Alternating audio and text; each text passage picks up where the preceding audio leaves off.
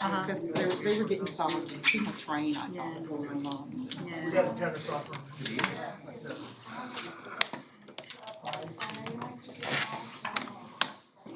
I'll do my very best. I'll do my very best. You can let me know how it goes at the end of the evening. I do appreciate feedback. Well, I know you like to go crazy. Have you been on the boat, Mr. John? Yes, on boat, yesterday. Spent the day up that lake. And it's we can go on Crystal's quite a back few now. evenings out, and then Saturday, we went out, can't remember Saturday or Sunday. Did y'all see on It Facebook? was really nice. The lake is exceptionally clear this year. Is he really? Exceptionally clear. Probably because we haven't had any rain. I mean, why is it? Do you think that's what it is? Yeah. Rough year. Oh, I appreciate that, because I want to get the word out. Yeah. Great, I'll say that. Yeah, Tuesday. Yes.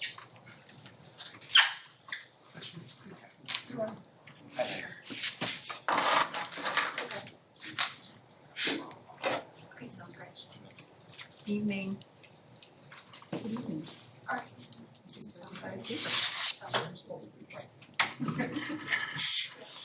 Head count. Everybody. It's like whenever I see my kids anywhere, I'd always count. Good evening. I'd like to call to order this regular meeting of the Bedford County School Board for the month of June.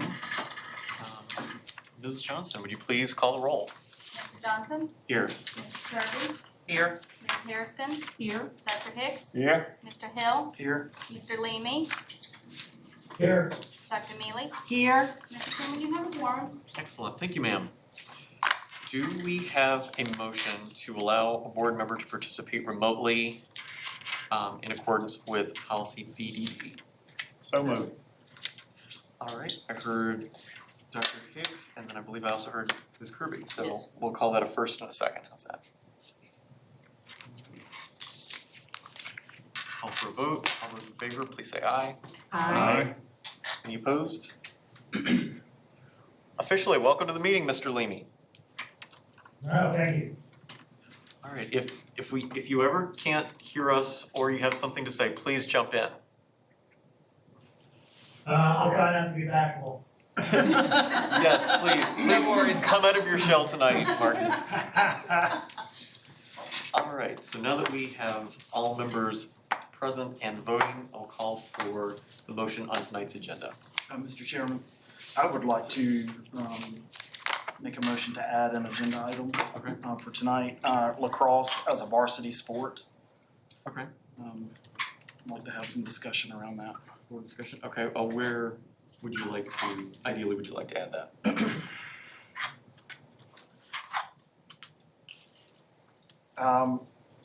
I would like to put it in action items, but I think we have to talk about it. So, let's see here. Matters from the board. Well, yeah, that's fine. Okay. So we will, and does it matter for the board, or would you, I don't know, Dr. Bergen, this might be more of a procedural question, but if that topic was part of Mr. Hill's comments, could we have a board discussion at that time, or would it need to be a separate matter of the board so we could have that exchange and dialogue? So, I think it would be very appropriate to have it matters of the board, so I can get a better sense of the information the board might require, so that we Okay. can bring it back to the board. Great. On the agenda in the future. Great, so item 10.03. So we have a motion. can we make it 10.02 and then move it to, or you're saying to add it as part of my comments? No, I was saying we'll add that as a separate item, but yes, we can move 10.02 down and Okay. put I'd like yours it in to that be place. second if possible, Okay, before the, after proclamations, Yeah. before comments, okay. Any other thoughts, objections, second on the motion? Second, you looking for a second? Okay. Yep, okay, so we have a motion by Mr. Hill to amend the agenda. We have a second by Dr. Hicks. Any discussion?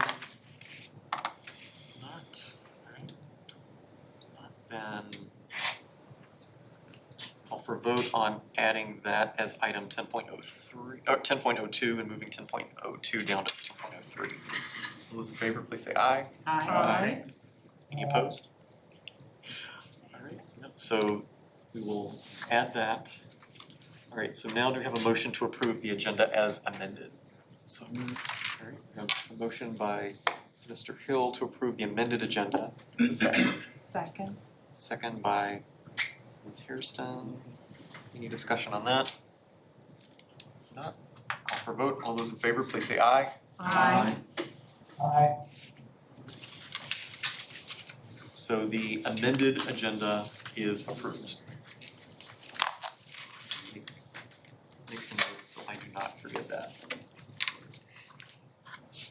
Don't think you'd be allowed to forget. No. All right. Do we have a motion to enter closed session? Mr. Chairman, I make a motion that we go into closed session pursuant to the Code of Virginia, section 2.2-3711A1 to discuss the assignment, appointment, performance, disciplining, and release of contract for specific school board employees pursuant to Code of Virginia, section 2.2-3711A3 for discussion or consideration of the acquisition of real property for a public purpose or of the disposition of publicly held real property where discussion in open meeting would adversely affect the bargaining position or negotiating strategy of the public body. And finally, pursuant to Code of Virginia, section 2.2-3711A7 for consultation with legal counsel and briefings by staff members or consultants pertaining to actual or probable litigation where such consultation or briefing in open meeting would adversely affect the negotiating or litigating posture of the public body. All right, so we have a very long motion there. Do we have a second? Second. All right, second by Dr. Hicks. Any discussion on that? If not, call for vote. All those in favor, please say aye. Aye. Any opposed? All right, so the board is now in closed session. Here or there? Back there. Yeah. So Y'all, you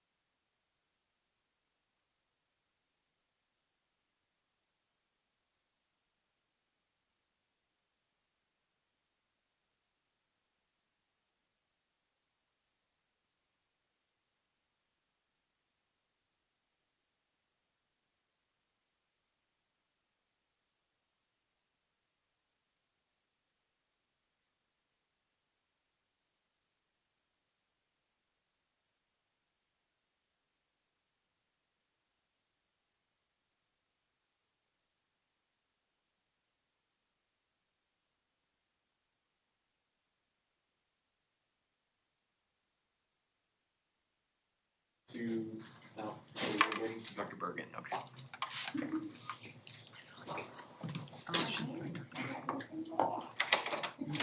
There he is.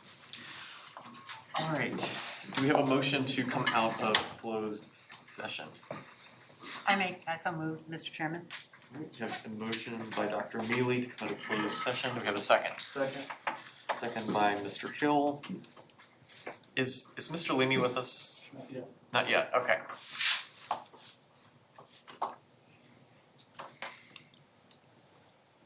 We shall wait for Mr. Leamy before we vote then.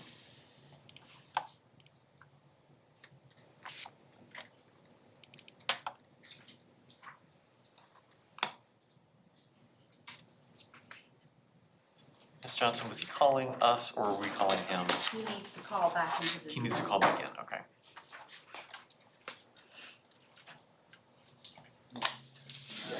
I'm dropping you a text.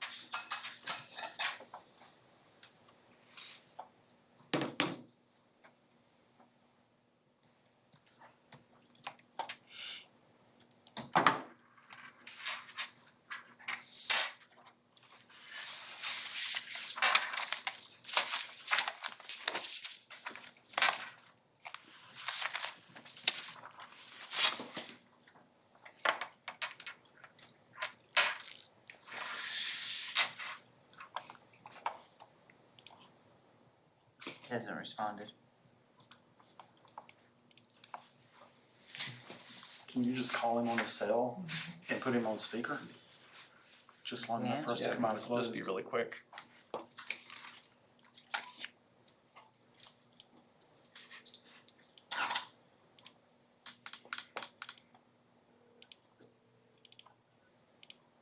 Hey, I'm gonna put you on speaker real quick, for the meeting, okay? Okay, hang on, I'm putting you on speaker now. Okay, can you hear us? All right, Mr. Leamy, welcome back. So we have a motion and a second to come out of closed session, so I'll call for a vote. All those in favor, please say aye. Aye. Any opposed? So we are officially now out of closed session. Do we have, I don't think we have any action. Certification. Certification, I'm sorry, thank you, yes.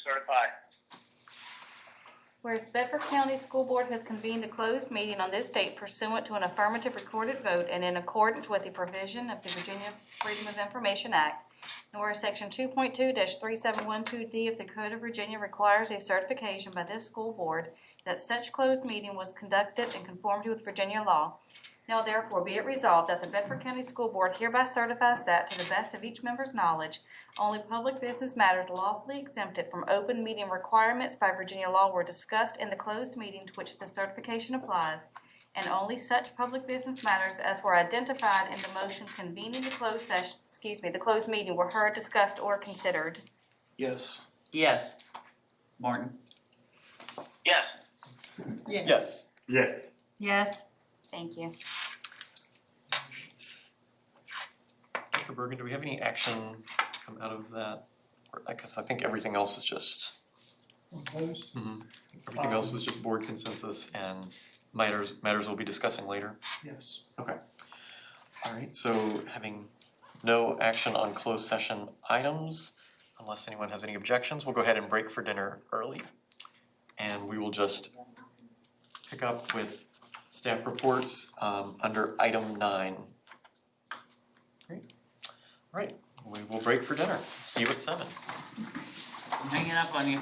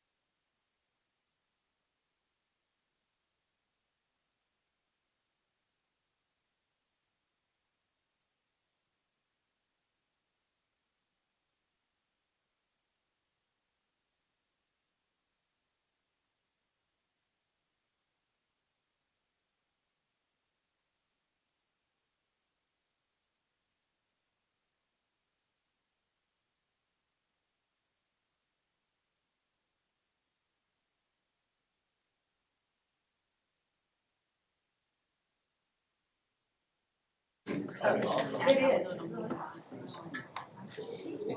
I hear it, Susan, I don't know whether you're talking about me anymore or guilty by association. She was out socializing, we weren't sure she I was was, gonna come I had back to in say time. hi to, you I don't see, I'm so sorry. Okay, It's not, although interested, we have some fun. I don't get to see them. We're not gonna require. All right, we'd like to reconvene tonight's meeting. So, Mr. Leamy is with us now? Yeah. Excellent, welcome back, sir.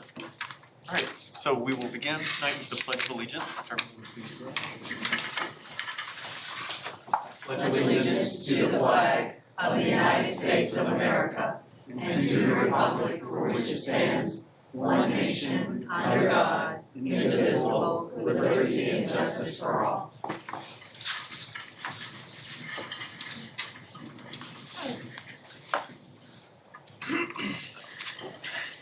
Now begin our public comment portion of tonight's meeting. This time is limited to 25 minutes. Individual speakers are limited to 3 minutes, while anyone representing an organized group will be allowed 5 minutes, provided they are the sole speaker from that group or organization. Speakers are asked to state their name, address, voting district, and organization or group if applicable. The school board is here to listen to your comments, but will not engage or respond to speakers during this 25-minute period. Please remember that this is a public meeting and that we expect all speakers to refrain from any foul, abusive, or hateful language. Mr. Edwards in the blue shirt will serve as timekeeper for individual speakers with a ringing bell indicating that a person has 30 seconds remaining, and a second bell will ring indicating a person's 3 minutes have expired. Mr. Edwards will also serve as timekeeper for our cumulative 25-minute period. When Mr. Edwards' 3-minute timer bell rings, please discontinue speaking and allow the next person in line to come to the podium. Should you be unable to finish your comments, please send or give them to our clerk, Mrs. Johnson, and she will give them to board members. Mr. Edwards, do we have any speakers tonight? Mr. Chairman, 2 individuals have scheduled this evening, Deb Bradney and Jeremy Carroll. You mean Ms. DeLong is not on the list tonight? Not tonight. Not tonight, okay. Sounds good. All right, Ms. Bradney.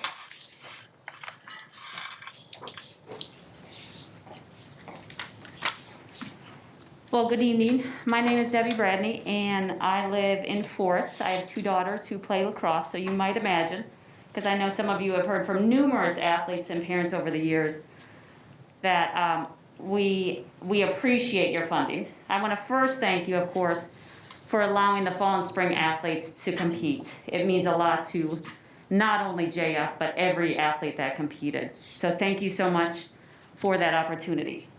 But the reason tonight I'm here is my oldest daughter has had many opportunities at JF. She was part of the first B-team softball team, which was an amazing experience, but she's also participated in lacrosse the past 4 years. And we have been partially funded over the years, and we thank you for that, but part of it, it's a costly sport, and we want this opportunity for other people. You know, having 2 daughters that participate, it is a strain, so I can only imagine those who are not as passionate about athletics. I'm an athletic trainer, so I'm very biased, I just want to tell you. But we want to provide that opportunity for other students.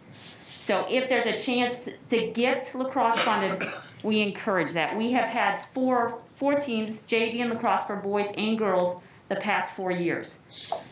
We also provide opportunities for kids that might be cut from other teams that might be similar, and we encourage them to come out, and they've succeeded over the years.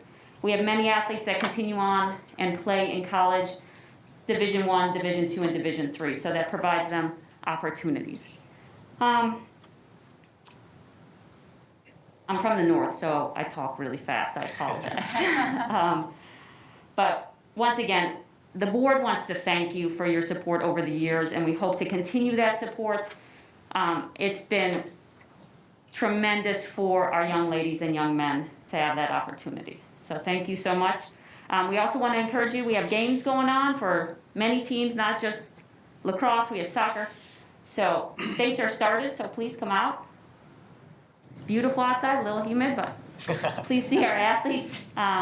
So thank you so much for letting me speak, and hopefully we can continue to to be funded, and even more so that more kids can participate. Thank you. Thank you. Thank you, Ms. Bradley. Mr. Edwards was the next one. What was the name of the next speaker? Jeremy Carroll. All right, Mr. Carroll. Sorry about that.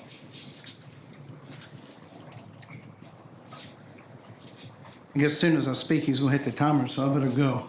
A lot of you people may know me. I've been here a couple times. Got to know everybody. Quite a few of you guys. I know a lot of y'all and dealt with y'all over the last 10 years through Jefferson Forest and Bedford County. So we're blessed to have y'all in our lives and part of our community. So today I figured I was coming. I just figured it out about 3 o'clock. So I was in my tractor planting sorghum on the farm and figured I'm sitting here trying to get my list together on what to do, and pretty sure I'm going to have a lot of crooked lines. But Lacrosse at JF in 2013 was done a club sport through Bedford County. Since then, we have grown. We needed to show sustain. We have sustained. 2015, we were told we would be funded as soon as baseball and softball B team was funded. They got funded. 2015, we put in a regulation-sized field at Thomas Jefferson Elementary School. We pay to maintain it. We put up fencing. We have irrigation. We just purchased a scoreboard to keep score for that. That's a scoreboard for soccer. It's a scoreboard for lacrosse. Any field sports, football, we bought it for everyone. It just wasn't for lacrosse. In 2016, we came to the board. Dan Pritchard was our AD, and we become a VHSL sport. 2017, we added a JV boys and girls to our program. 2019, I came here. We asked for funding. It looked like it was a go in October, and then COVID hit. And here we are now. JF participates at Jefferson Forest, doing a lot of things. We take down nets. We donate cleanup day. We put down mulch. We're just very blessed to have what we have at Jefferson Forest. Jed's been great with us, giving us all of our home games there. Jefferson Forest lacrosse boosters have raised $25,000 that we have in a JF account that were given to Jefferson Forest High School to fund the program for all gear where it cost the Bedford County nothing. I personally will work with Stanton River and Liberty High School to help get them a lacrosse program started, and personally will donate $5,000 to them to start their gear, to get their to get them funded, to get them going also. I got a slow time here. Personally, I've been involved with the lacrosse for 12 years. My son, Jacob Carroll, goes to Ferrum. He's taken coaching and health and human performance and plans to come back to Bedford County to be a teacher and hopefully coach lacrosse. Right now, he is a coach at JF for the lacrosse team. Bedford County approved him. That's that 30 seconds? Yeah, 30 seconds. Okay. And yesterday, my son Justin committed to go to Ferrum to play. Really quick, this year at Jefferson Forest, Miranda Coleman, she's going to Bridgewater to play. Cassie Richardson going to Newberry College on a scholarship. Patricia Rogers, University of Lynchburg. Daniel Campbell, Randolph. Justin Carroll, Ferrum. Carter Dukes, Virginia Wesleyan. Coleman Gandy, Morris Hill. Ashton Lowe, Wingate. J.D. Lovell, it's between two colleges. Jack Rockhill, Virginia Wesleyan. We have 10 athletes going to D3 and D2 schools in the ODAC this year. That's how impactful our program is to the community. And I'd love to see that at Stanton River and Liberty also. So we would love to be funded. I know my time's up and I respect that. So thank y'all. Thank you, Mr. Carroll. All right, we do have extra time. Would anyone else like to speak tonight? Can I speak again? I'm sorry, I wish we could. No, I understand, sir. Yes, sir. Thank y'all though very much. All right, well, hearing no other takers, we will go ahead and close our comment period tonight. Again, thanks to all of our speakers for coming out and sharing with us this evening. All right, do we have a motion to approve the consent agenda as presented? Mr. Chairman, I move that we accept the consent agenda as presented. Dr. Mealy has made a motion to approve the consent agenda. Do we have a second? Second. Second by Mr. Hill. Oh, okay. All right, any discussion on that? If not, I'll call for a vote. All those in favor, please say aye. Aye. Any opposed? The consent agenda is approved unanimously.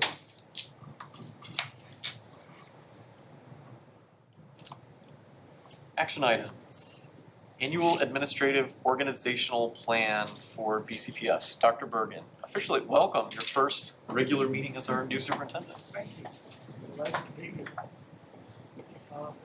I have a copy of the proposed organizational plan that I'd like to put up on the screen if we can use it this time. And I hope you all can see that from wherever you're seated, and for those who are at home, if you're able to view that on your computer screen. Do we have a paper copy for the media? We're getting it now, okay. It's been printed, yes. So I'd like to, before I talk about the organizational plan, I'd like to just talk with the board and the community about my thinking and what went into an organizational plan. It started several months ago. My thinking has been heavily influenced by my visits to our 21 schools and my conversations with our principals and with our central support staff. I was hearing some common themes. And one of these are people's perceptions. So my comments are not meant to be critical of anyone in this room or anyone who preceded me. I'm just repeating perceptions of what I heard from others, that they, particularly our school leaders, felt as though the organizational plan as it existed last year did not provide enough clarity for them as to who they should contact, particularly on instructional issues. So if I could draw your eye to the green boxes, what I am proposing for a organizational plan, first you'll notice that the colors represent departments. So we are a school division, so most of our resources are in curriculum and instruction, as they should be. Those are the boxes that are shaded in green. The boxes that are shaded in orange are human resources.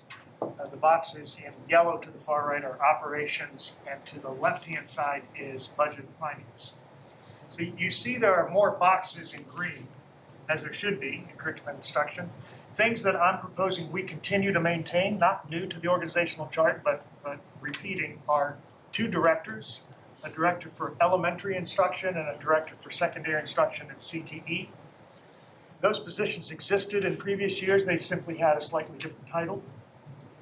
Continuing to recommend a director of special education with the same individual, of course, ably serving in that position, and a director of student support services, which would be a slight upgrade from for Dr. Robertson, for Beth, from associate director, given the increasing responsibilities that she's undertaken throughout the pandemic, and as we recover from the pandemic, we are increasing the amount of supports for children's social, emotional, and mental health, and those are all functions of student support services. So that's the first row of green is continuing to maintain 3 directors and adding a 4th instead of an associate director.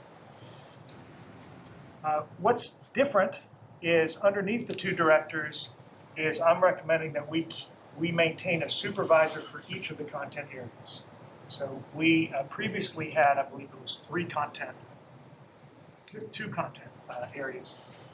So a more traditional model, and a model which is replicated in school divisions all across the country, is to have a math expert, a science expert, a social studies expert, and a science expert, who principals can call upon when you have a teacher or a grade level or a department or a school that wants additional particular support in that subject area. They can call upon that subject area expert and the director of elementary or secondary to provide support, job embedded in the classroom. Continuing on in the green boxes, underneath special education, there have, previous to my reorganization and continuing, are 2 supervisors, one for elementary and one for secondary. I'm recommending an additional or a 3rd supervisor, which is the box on the bottom underneath special education, which is a supervisor for pre-referral and compliance. And that is a pandemic-related concern, that as we have large numbers of children returning to the public schools, particularly in the youngest grades. Nationally and in Bedford, a 1/3 of the students who sat out last year, if you will, were rising kindergartners. And so we're going to see a large increase in kindergarten and first graders who were not in preschool or kindergarten last year as a result of the pandemic. And it's really an individual who will help our schools to make sure that we are following appropriate guidelines in terms of referring or not referring children for special education services. So it's a 504 plan. So that's a new position. And then supervisor of health is a continuing position. So all said, most of the reorganization occurs there in the green boxes. But there is some more. So if you before I leave the supervisor boxes, to the far left is a red box. That is also, I'm suggesting, an additional supervisor position that is funded with CARES funding. It's a pandemic-related concern. So that is a supervisor of federal grants to include Title III, 4, and 5, and the CARES funding. Because we're very blessed to have a substantial amount of money allocated, as all school divisions are, by the federal government under the CARES Act. But with that comes a substantial amount of work, reporting requirements. So for the next 3 years, which is the duration of the CARES funding, I'm suggesting we have a supervisor of federal grants that assists the CFO in maintaining our obligations to the federal government with all of the reporting associated with the CARES funding. No changes in the operations to the far right with the Director of Technology and the 4 supervisors. I do want to talk a bit about the blue boxes across the top. So we have 3 outstanding an outstanding chief financial officer and 2 other outstanding chief officers and chief operations officer and chief learning officer. So those boxes continue. But I do want to grow our executive team by 2. So you'll see just in the middle of the chart, you'll see an executive director of school administration and an executive director of human resources and talent development. So I'll talk about them in reverse order, starting with executive director of human resources and talent development.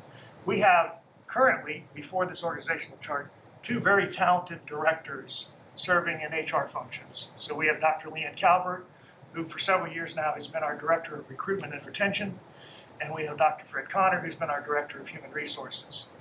And prior to this, up to this moment in time, they have collaborated and communicated with one another, but reported in 2 different directions on the organizational chart.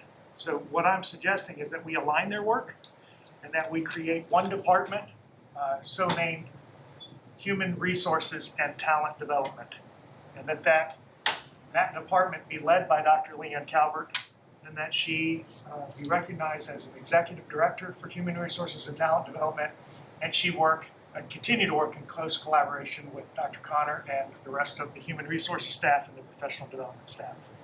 So that's the orange boxes that align underneath the executive director of human resources and talent development. And then the other proposal I'm making for an executive director is in the middle of the chart, executive director of school administration. And you'll see that the principals are aligned directly underneath that individual. So here's my thinking on this. And I've done that work. I was the executive director of school administration for elementary schools in Chesterfield County, and I supervised 38 elementary school principals.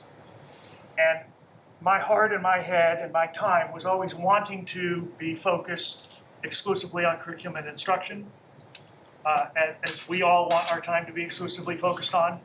But I found that my time and attention was often interrupted by things that are not directly instructional, that are distracting from instruction. And I can give some examples like a student discipline situation that was very involved and could consume an entire day, or parent concern or some other constituent concern that could consume an entire day, or safety concern, or any number of concerns.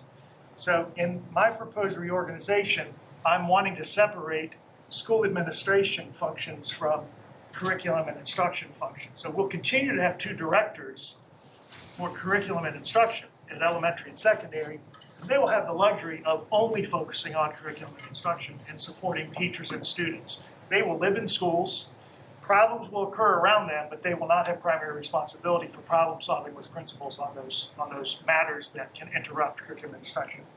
That'll be the job of the executive director of school administration. So it will be the individual that principals call upon in the moment when they need support on any of those examples that I gave, or at the high school level with the VHSL issues such as, I don't know, let's say starting the lacrosse program.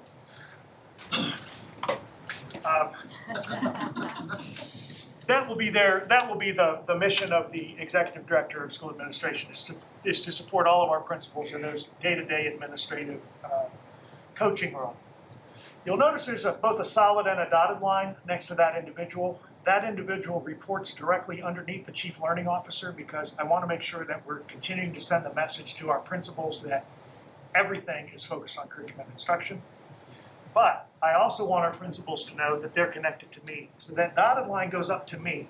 So the executive director of school administration will be a member of my executive team. I will meet weekly with the 3 chief officers and the 2 executive directors. They'll all be direct reports to me.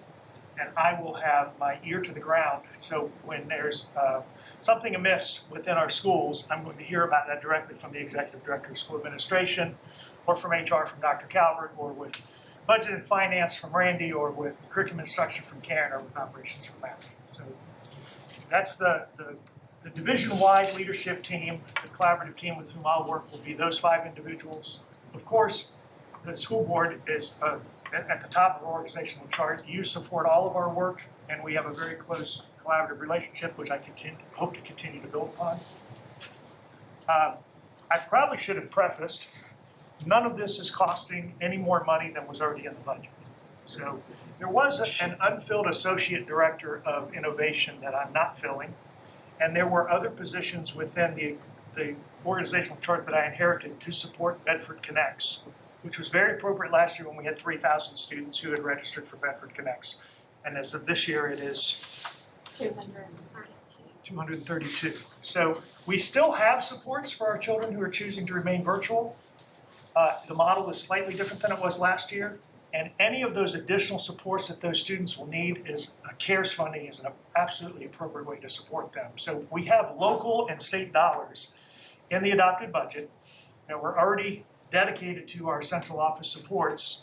And this organizational chart does not spend a penny more, but I believe provides a much better articulation and level of support for our teachers and our principals, which is why I'm making this recommendation. Board members, do you have questions that I can address for you in my proposed organizational chart? I will just say we've had extensive discussions about this with you, so I think probably most of our questions have been asked and addressed by now. I just think it will be a tremendous help to our students, our staff, and our schools. So I applaud you for creating this reset. I think it was long past due. Any other board comments, questions? If not, do we have a motion on the proposed reorganizational chart? Mr. Chairman, I'd like to move that we accept the organizational chart as presented by Dr. Bergen. Dr. Mealy has made a motion to accept the new organizational chart. Do we have a second? Second. Second, all right, I'll give that one to Mr. Leamy. Yep. From Glacier. All right, any final discussion? All right, I'll call for a vote. All those in favor, please say aye. Aye. Any opposed? Hearing none, the new organizational chart as presented, is approved. And Dr. Bergen, when will this be effective? The new positions will be effective July 1. July 1. With the new budget year. Okay. Some of those individuals are already in similar roles, and they will be completing other duties as assigned under their current contract, but they'll be officially recognized for their new titles and responsibilities as of July 1. Okay. Great, so new organizational chart effective July 1st has been approved. Next, approval of superintendent designees for 21-22 school year. Do we need to vote on those I'm sorry, individually? Mr. Chair, as you said that out loud, can we roll the clock back? Sure. How far back do you want to go? About 65 seconds. Okay. Your question to me was, when will this become effective? And as I was listening to you say that, for reasons which I've discussed with you as board members, I'd actually like this to become effective as of your vote, which is tonight. Because, and just full transparency for everyone, there's changes to this organizational chart which can have a ripple effect to the organization, particularly in who's serving in what capacity. And we're in the month of June. I would normally never bring a reorganization like this to a school division in the month of June. I would have done this work in March or April, but I wasn't here in March or April to bring it. And I'm concerned with the school year starting in August. If I don't sort this out and the possible ripple effect onto our schools, I need to move more expeditiously than to wait until July 1. So I'd like to re-answer your question, and I would like this to be approved as of this evening so that I can go ahead and take action as early as tomorrow. If that's all right with the board. Do we need to re-vote on that? Consensus? Consensus? Sounds good. Okay, thank you for that. Sorry for that side. It's okay, no, I'm glad you took us back in time, so your org chart is actually in effect now. So, great, thank you, sir. All right, so for superintendent's designees, can we vote on those as a block, or do we need to vote on each one individually?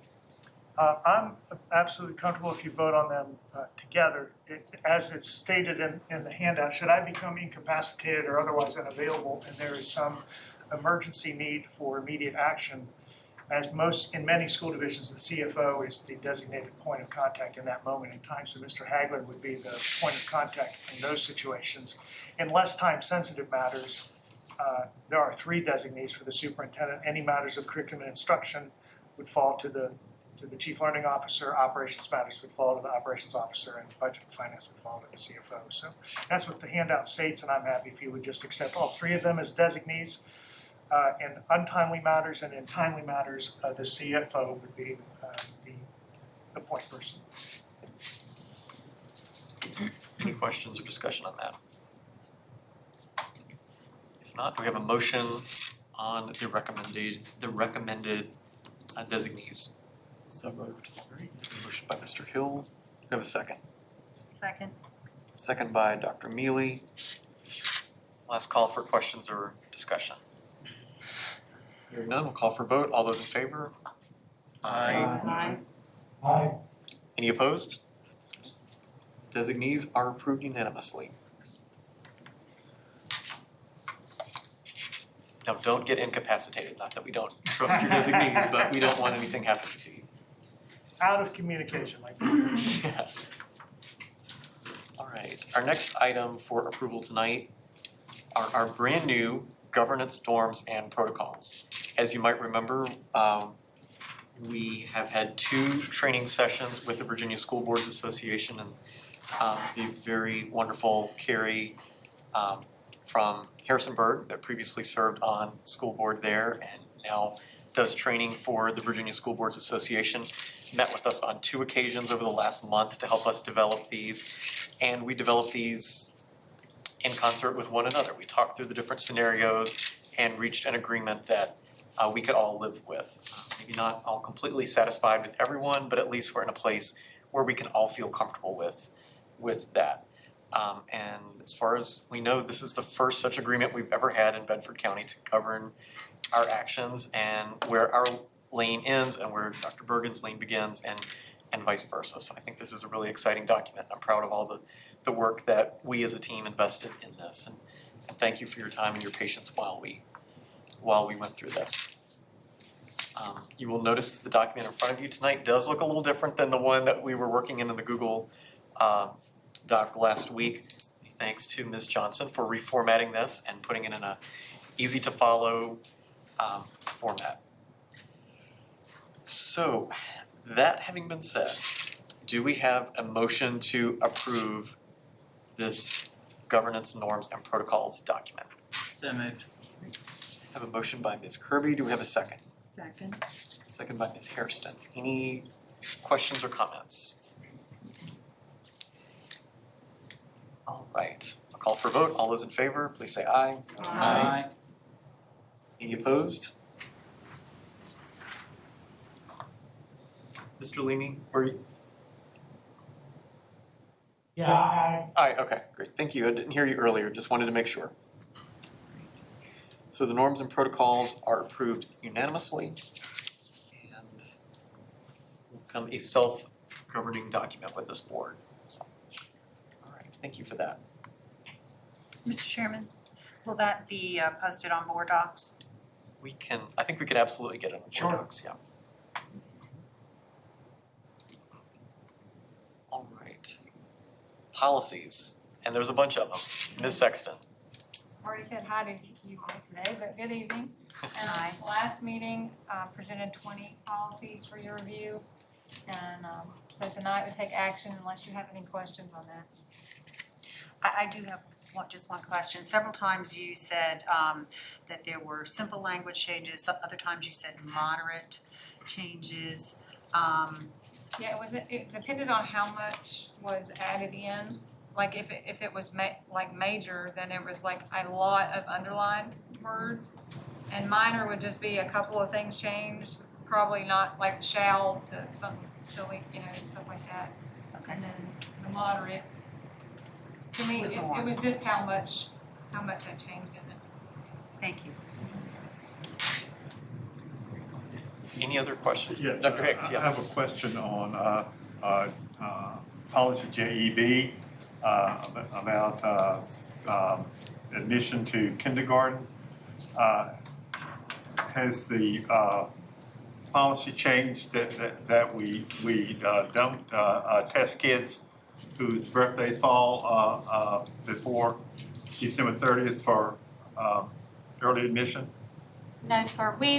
We do test after September 30th up until December. We do a simple kindergarten readiness test. Okay. And then we give those scores to administrators and let them determine whether they have the capacity in their kindergarten classrooms and if the student is ready to come to school. So we still do that. It's struck out in here though, so, but it's addressed somewhere else?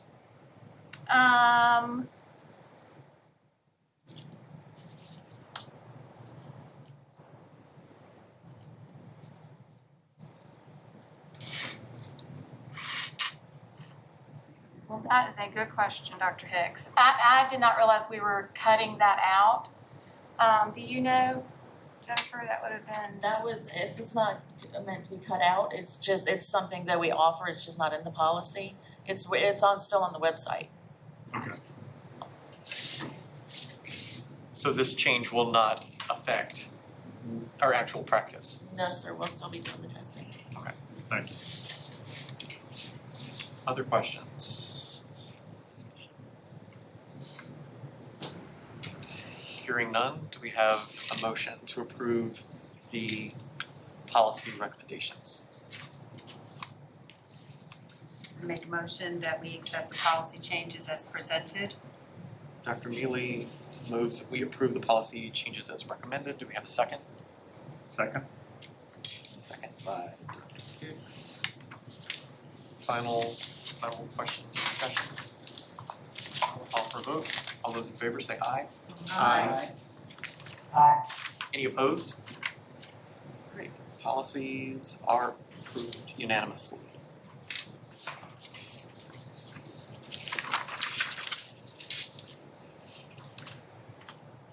We switch tabs. Title grants, Dr. Woodford. Thank you. Good evening, board members. Last month at our meeting, Dr. Calvert and I brought the Title I, Title II, Title III, and Title IV grants to you for information. Tonight, we're seeking approval of each of these federal grants to allow us to submit them by the June 30th deadline so that we can begin reimbursement if we have any reimbursements and we can move forward with our budget planning. Great, thank you. Questions, comments from the board? When will these type, like especially the Title I, be distributed to principals so that they have a copy of this, or how do they get that? So it'll be distributed as soon as it's approved through Omega, and then they'll get a copy of it. Thank you. Great. Other questions? If not, Dr. Woodford, can we just approve all of them at once, or do we have to approve each one individually? I think you can do them all together Do them as all. a group. Okay. So do we have a motion on the title grants? All right, Ms. Hairston moves that we approve the title grants as presented. Do we have a second? Second. Second by Mr. Hill. Last call for questions or discussion. Hearing none, all those in favor, please say aye. Aye. Any opposed? Title grants, all four of them are approved as presented. Move forth and bring back lots of federal money. All right. Student Code of Conduct, Dr. Dewis. Thank you, yes. At the last meeting, I offered this draft code of conduct for information and seek approval tonight. As I stated at that meeting, there are no changes to any policies or regulations related to student behavior from the previous document. The only change really that will take effect is more of a procedural one, in that the discipline codes that describe each incident will actually be included in state reports this year. They were scheduled to be included last year, and that's why they were in the approved document last year. However, due to the strange circumstances surrounding all aspects of schooling this year, that was delayed for 1 year. So unless there are any questions, we just ask for approval of the document. Any questions? Okay, Yes, Dr. I do Mealy. have some, and I'm not sure this is the right place to ask, so Dr. Bergen, if it's not, just let me know. I do want to say I did read that code of conduct, and I was really pleased to see that we're, not that I thought we wouldn't, but continuing the progression that we have in there, and the amount of information for our administrators regarding how to apply that. So I thought it was very well done. Who is our discipline officer? Who does the hearings? I do. You do, okay. And Dr. Bergen, I didn't know if the board is okay. Can we get a report on the discipline each month? Just not to vote or anything, just to see what's going on in the schools in terms of the kinds of infractions that are being seen most often? And we used to get that a long time ago, but Just so I'm understanding the question, you're asking, can the board receive in aggregate, not with student names, but in aggregate, the types of just offenses, we had so the many number of these offenses? kinds of infractions and so many of these. Do we still do a report at school? Yeah. We do compile our information monthly for the purpose of data checking and monitoring through the year. It's really an exercise that helps at the school level the most, because then that can all be seen and reviewed and analyzed. It also helps with end of the year state reporting, so that if we check little by little along the way, our data's cleaner and more ready to report at the end. So we do compile those, compile that information each month. Something that our school administrators, I'm certain, those who've been a school administrator are checking their own data, and we're verifying as well. But help, if you don't mind, the bigger picture, how would that serve the board? What would the purpose be? I'm just interested in what kinds of infractions we're seeing most often. Like, is it disrespect? Is it walking away? Is it bringing drugs to school? Is it not whatever? Just what are our most common things that we're dealing with? What are they? And that may be very different from zone to zone. You could have kids inappropriately using cell phones in one zone where that's not a problem in another. Sure. Again, just in understanding the clarity, what, as board members, what is the compelling why? What is the, why would you want that information? Again, just to see what the overall trends are in our discipline. That's all. If you want to even just say that or whatever, it's fine. I'm just interested in what are we facing in terms of repetitive infractions. What are the ones that we're dealing with most often? And you're free to think about that. We can talk about it some more if you like. Ms. Harrison. I was going to say, just to kind of piggyback a bit off Dr. Newman's request, I do think, and to answer your question, Dr. Bergen, that having that information, I know for me, serving as a board member, I certainly would like to know where some of the problem areas are that the children are having. What are the infractions, you know, and how frequent are they? What does how many? For me, I just think that would be very important information for me to have as a board member. Others? So, I'm not, again, please don't interpret my questions as, no, you cannot have that information. Of course, you know, requests by board members can be individual requests. I'm really probing the board collectively as the collective board, whether this would serve value to all of you. You both stated your own reasons for wanting to have this information. I can anticipate I would bring information to the board if we, the staff, saw that there were some concerns with substance abuse, and we were coming to speak to the board about wanting to expand upon our substance abuse programming to benefit our children and their parents, as an example. If we were seeing patterns that were alarming and concerning to us, and we wanted to notify the corporate board of our concerns and how were we responding to those concerns. I can absolutely see that I would be asking staff to create some reports with boards in that way. But to provide all of you just data on day-to-day infractions, as you know, students are going to make poor choices, so are adults. If the board wants to all receive it, certainly take that direction, and otherwise I'll follow up with individual members as they have interest. I don't need it. I don't want to take it away from other things, but I mean, certainly if they're requesting it, then, but it's not something I want every day or every month. I have no need for it. I believe historically, didn't we get them quarterly so we could kind of see? We did get them just to kind of know where we were staying and what was going Like a on, staff but report. yeah, but that's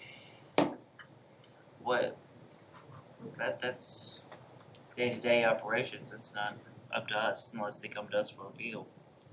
Quarterly's fine too, just some information. Well, I appreciate the question, Dr. Mead. I don't, second week on the job, I don't know what kind of reporting we have here in Bedford. I know what I'm accustomed to in other places, and then I'll certainly be looking and evaluating for what I think I would want to bring, whether you're asking for it or not, you know, so I keep the board informed of particularly trends and concerns in the community.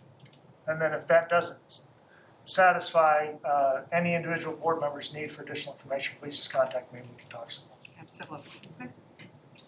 Great. So other questions on the code of conduct? Great. Then do we have a motion on the code of conduct? Mr. Chairman, I move that we approve the code of conduct as presented. Dr. Hicks makes a motion to approve the code of conduct as presented. Do we have a second? Second. Second by Ms. Kirby. Any final questions or comments? Don't get upset if you're in the car and you think of a question later. You had two opportunities. Call for a vote. All those in favor, please say aye. Aye. Any opposed? Code of conduct is approved as presented.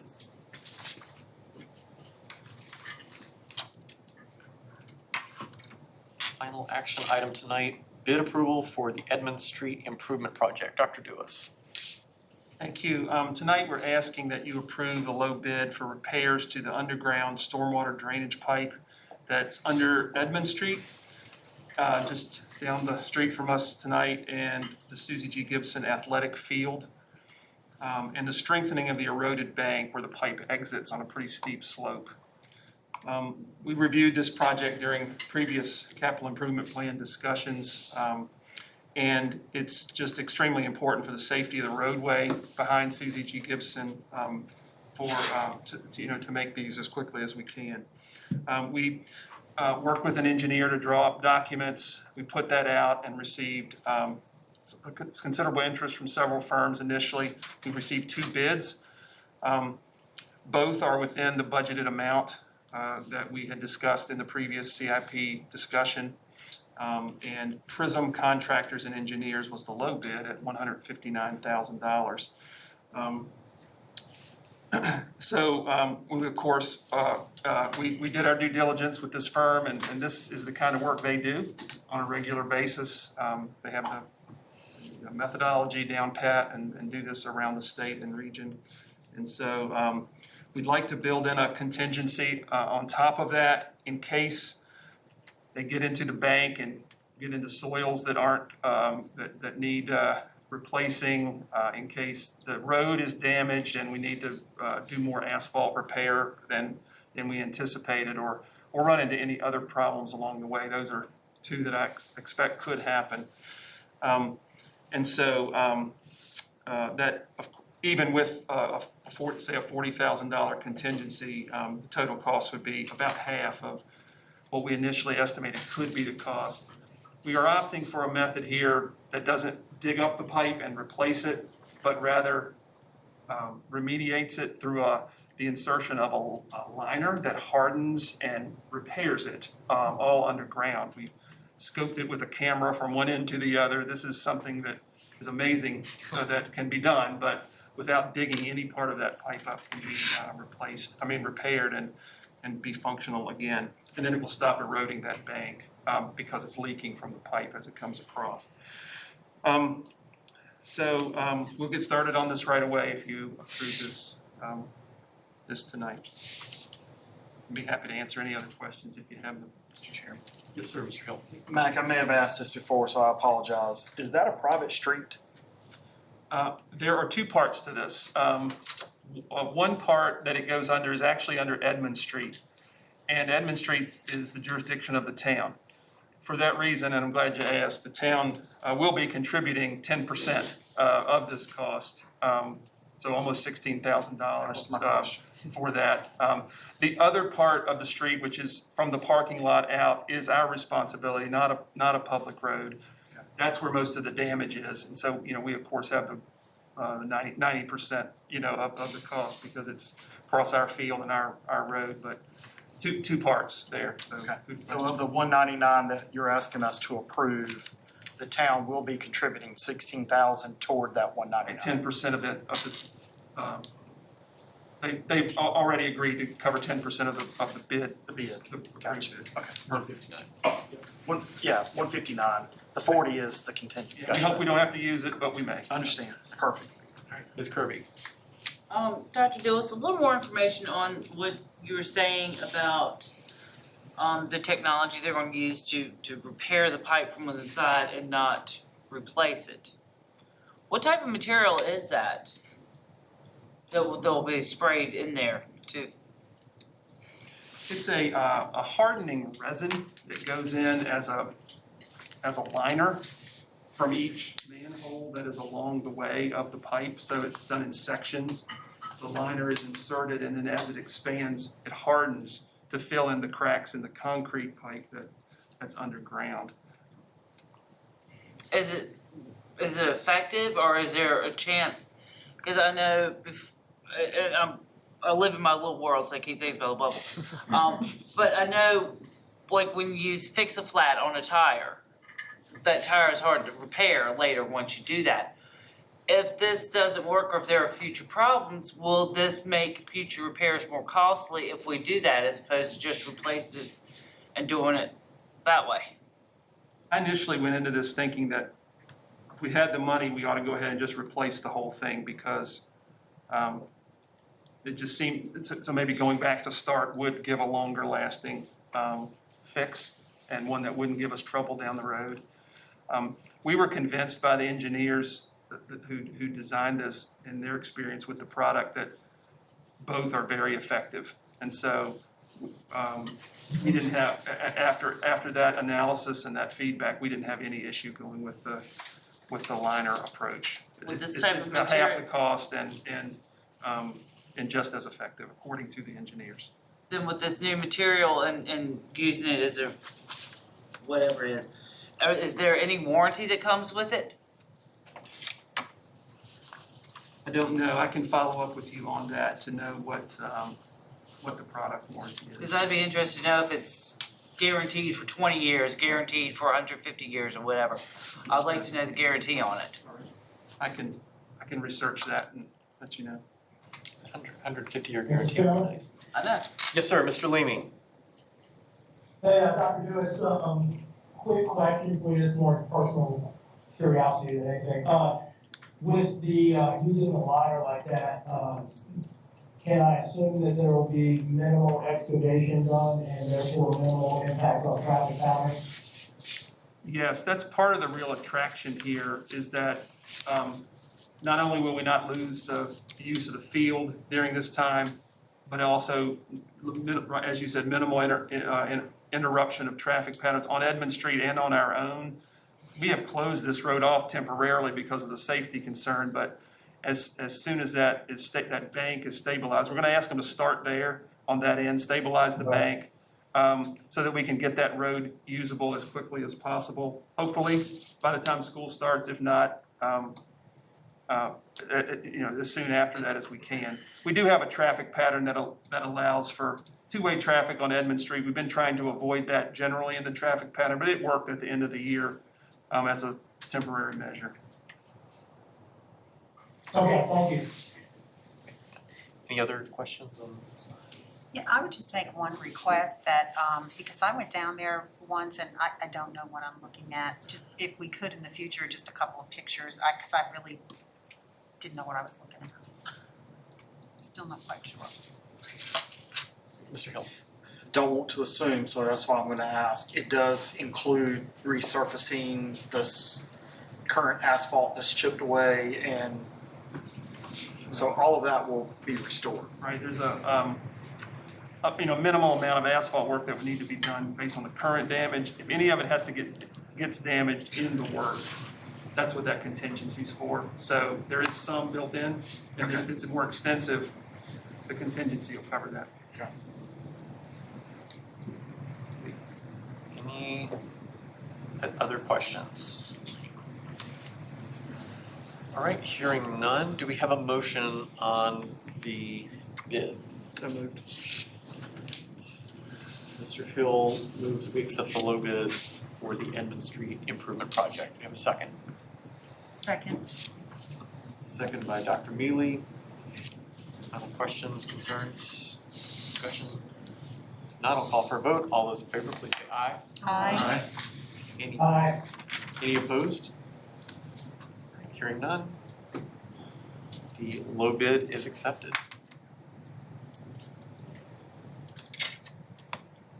So for the first time ever, officially, Superintendent's report with Dr. Bergen. Thank you, Mr. Chair. I am just delighted to be able to introduce you to some folks who've patiently been waiting in the back of the room. We have some new administrators to introduce to you and to the community based upon the action you took earlier in this meeting with the personnel report. So if I could please ask Dr. Donnie Norman to stand. Dr. Norman, by your action earlier this evening, has now been named the next principal of Forest Middle School. Congratulations, Dr. Norman.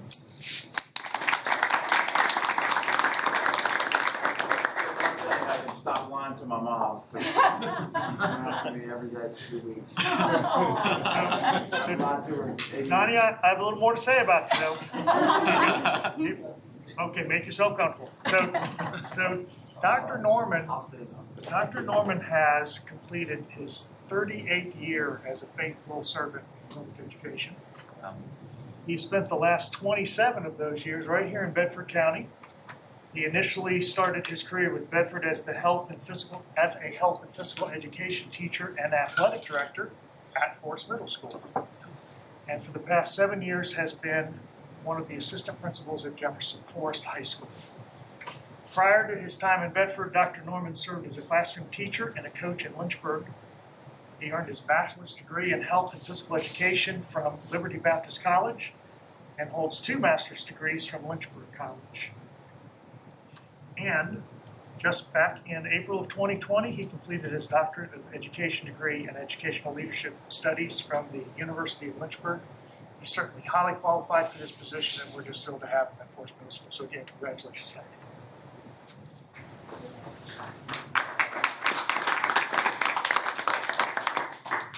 Scott, if you could stand for us. By your action earlier this evening, Mr. Scott Graham is now going to serve as the next principal of Liberty Middle School. Congratulations, Scott. And of course, the students at Liberty are going to know Mr. Graham because he will be coming from Bedford Elementary School to follow his students over to middle school. Scott has 18 years in education, all of them in Bedford County. Prior to his time in Bedford, Mr. Graham served as at Bedford Elementary, Mr. Graham served as the principal of Body Camp Elementary, a math lead in our central office, an instructional coach at Stewartsville Elementary, and I guess you started as a classroom teacher at Bedford Elementary School. He earned his bachelor's degree in human development and learning from Lynchburg College and his master's in educational leadership also from Lynchburg College. And he's currently working on completing his doctorate of education and leadership studies from the University of Lynchburg. Congratulations, Scott. We're very proud.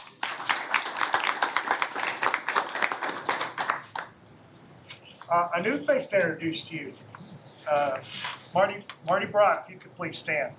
This is Mrs. Marty Brott with Scott's announcement of leaving Bedford Elementary School to Liberty that creates an opening at Bedford Elementary, and you're now meeting the next principal of Bedford Elementary School, Marty Brott.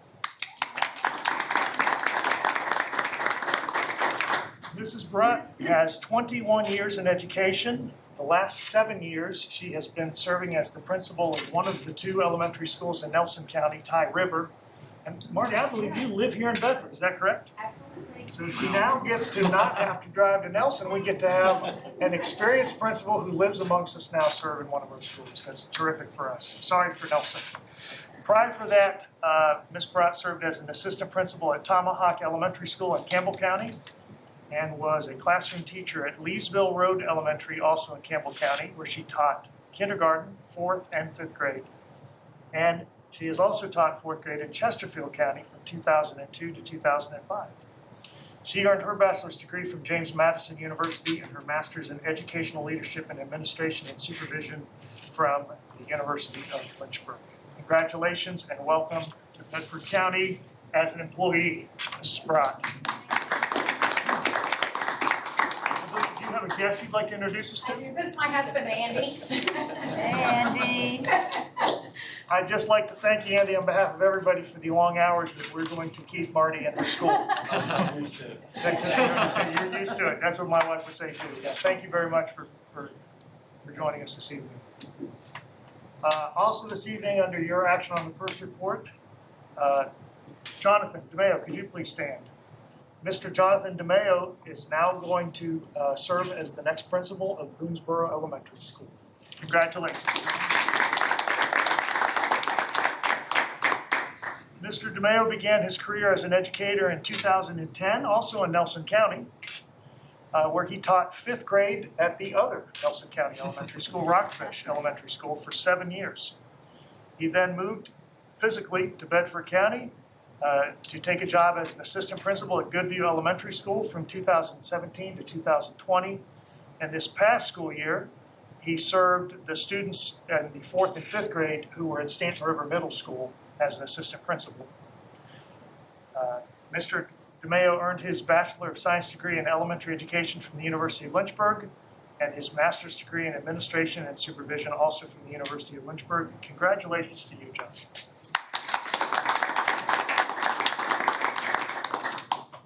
Did you have a guest with you tonight, John? My girlfriend, Brittany.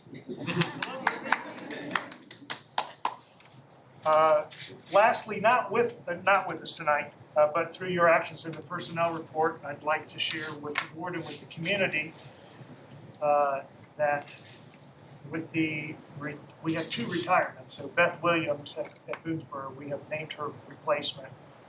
Andy Greeno also has retired from Otter River Elementary School. We are filling that vacancy with one of our experienced elementary school principals who asked for a change in placement just for growth opportunity because she's been at the same school for 10 years, so I'm certainly going to honor that. So Mrs. Krista Moore will serve as the next principal at Otter River.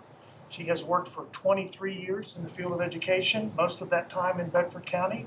For the past 10 years, she's been the principal at Montvale Elementary School. And the year before at Montvale, she was an assistant principal at Goodview Elementary. Prior to being a building administrator, she spent 3 years at the former Bedford Middle, first as the Liberty High School Zone English lead teacher, and then in a district-wide role as an English lead teacher. And prior to that, she taught English at Liberty High as well as at Amherst County High School. She holds her master's in educational leadership from Lynchburg College and her Bachelor of Arts degree in English from Randolph-Macon Women's College. So with the change in assignment for Krista to Otter River, that will create a vacancy at Montvale Elementary School, and I will look forward to bringing a recommendation back to the board after we've completed the interviews for Montvale Elementary School, and we'll do that just as quickly as we can and introduce you to the next principal of Montvale, either in a special called meeting later this month or at the next board meeting on July 8th. So, congratulations to all of our new administrators. We're so glad to have you with us here tonight. Dr. Bergen, can I just say, I'm very happy to see that Mr. Spalding is not being reassigned to a different school, so. Yeah, there's support. Oh, I'm sorry, we could have had you stand in your supporting role. Would you like to stand down in your supporting role? This is my guess, Mr. Spalding.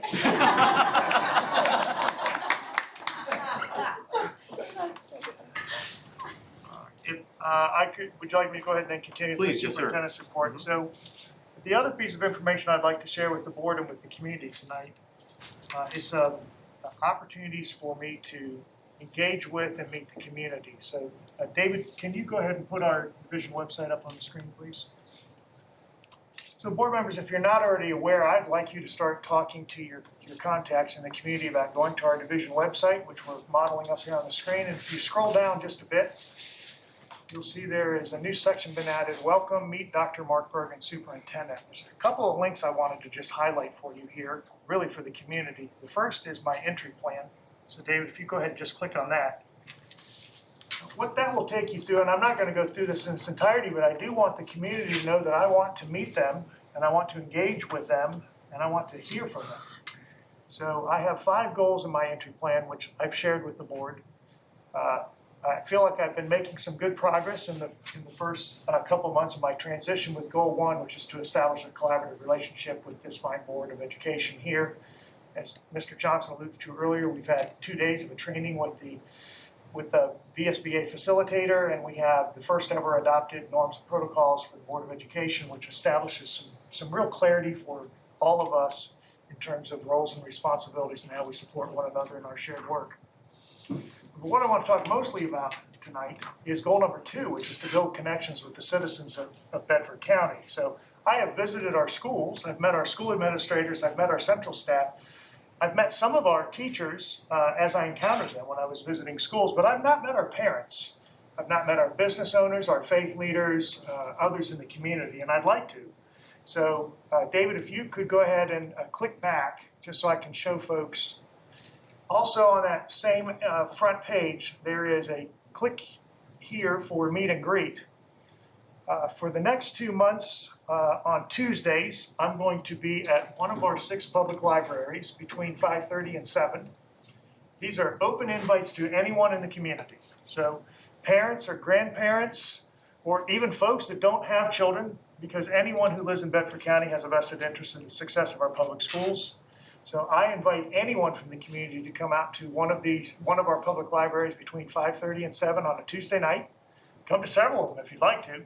But I wanted to make sure that I was in close proximity to everyone so it would be convenient to wherever they live. And I'm going to be asking the same 2 questions. So it's not a highly scripted evening, it's just an opportunity to meet and hear one another. Those 2 questions are up at the top of the screen. What is it about Bedford County that you love, that you'd like me to know about Bedford County, that are our strengths, and your perceived strengths, that we can build upon to make our school division even stronger? And conversely, what are some things that are growth opportunities for us, or areas of improvement that we might consider?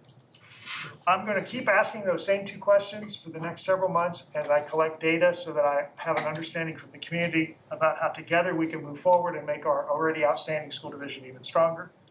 So board members, if you'd please promote those 6 opportunities with your own personal contacts and on your own social media web pages.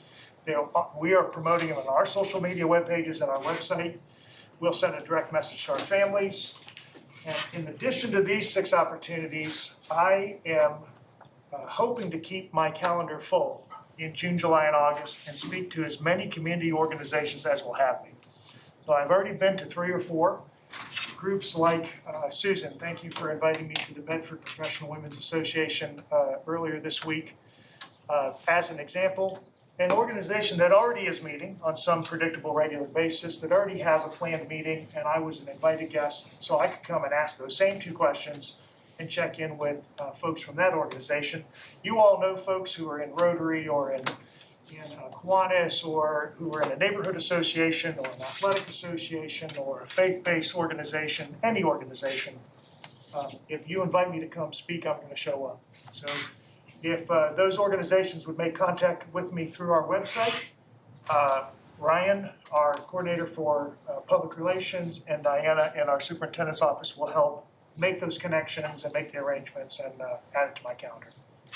So thank you for your time this evening and letting me share that information with you and with the community. And for those who are watching, I'd ask for your support as well in coming out and meeting me on one of these 6 evenings. That concludes my report. Thank you, Mr. Chairman. Thank you, Dr. Bergen. So it sounds like if you are involved with the civic organization in Bedford County, go to the website and request Dr. Bergen to attend one of your meetings. He would love to meet with you. Excellent. So this time we will go back up to the items the staff reports that we moved before dinner. So staff report 3.01, school year 2020-21 update. Dr. Woodford. Good evening again, members of the board. I just want to provide you with a few reminders of updates we've already given you for the 21-22 school year and a little bit more information. First, since we met last time, we have posted information on the Bedford County website. And as you can see, there are links to an infographic that Mrs. Sexton created for me, and which I really appreciate. And that infographic gives information about mitigation strategies and that we'll be returning to school and all that we have in plans right now. And also, as part of the ESSER 3, we are asking parents to give us any input on the planning that we've done so far for next school year, and they can send any comments or information or questions to the email listed on the website at backtoschool@bedford.k12.virginia.us. So we welcome anyone's ideas if they'd like to share that with us. So just some highlights, and again, these are things that we've already talked about, so you may already know, but these are reminders for everyone and for our families that are listening. We are returning to the traditional school configurations that we've had in the past, K-5 in our elementary schools, 6-8 in our middle schools, and 9-12 in our high schools. We will be going 5 days a week, and we will be going for full days with normal school hours. We are encouraging still car riding if possible for parents, but for those students riding the bus, we will move to 2 students per seat, and students will be asked to wear masks. We are, and I think it's really important for our students to know, they will be able to move between classes and in between to their teachers. They will be moving throughout the school to reading groups and to remediation groups. And our elementary students will have their resource teachers, again, traveling between classrooms and traveling between schools for art, music, and PE. And I think those are the 2 big things that we heard from students. They wanted their art, music, and PE back, and they wanted to switch classes. So we were able to do that. Also, just an update on Bedford Connects, our virtual learning. We currently have 234 students. I was 2 off Dr. Bergen earlier, I'm sorry. You know my memory. They are now being enrolled in Virtual Virginia. We have 63 elementary students, 73 middle school students, and 99 high school students. New enrollments this summer will be offered only now to first-time students moving into the county and registering in Bedford County schools. We are trying to ask those families that are moving into the area to register at their base school as soon as possible. because we need to get their student registered with Virtual Virginia while there's still space. And there is a mid-July deadline on that. And again, these are for first-time students and families moving into the county. All other students were given that opportunity with the application in the spring. Mrs. Tracy Peastrack, who's currently serving as principal at the Alternative Education Center, will supervise the Bedford Connects program and the staff, including the learning coaches, guidance counselor, and special education staff. And Bedford Connects will have their an area that is designated to them at the Alternative Education Center building with their own entrance separate from the Alt Ed entrance. And that space will be used for instructional support, for testing, and for the staff as they're working on a day-to-day basis in close proximity with Mrs. Peastrack on the same floor of the Susie Gibson building. And I just wanted to let you know, just so you can rest assured, all staff that were assigned to Bedford Connects last year have been placed in positions at the schools if that's what they wish. We have lost a few people to Virtual Virginia, but everyone was placed in an assignment for next school year. Just a reminder about our health mitigation plans. As of right now, Governor's Order 79 still requires that pre-K through 12 public school staff, teachers, and students wear a mask at this time. So that does mean that our students right now and our staff and teachers are wearing masks in the building. We are allowing, when they go outside, for them to remove those masks while they do recess and they're exercising. And then per Governor's Order 72, we are still continuing to maintain social distancing, at least 3 feet as practical in our rooms.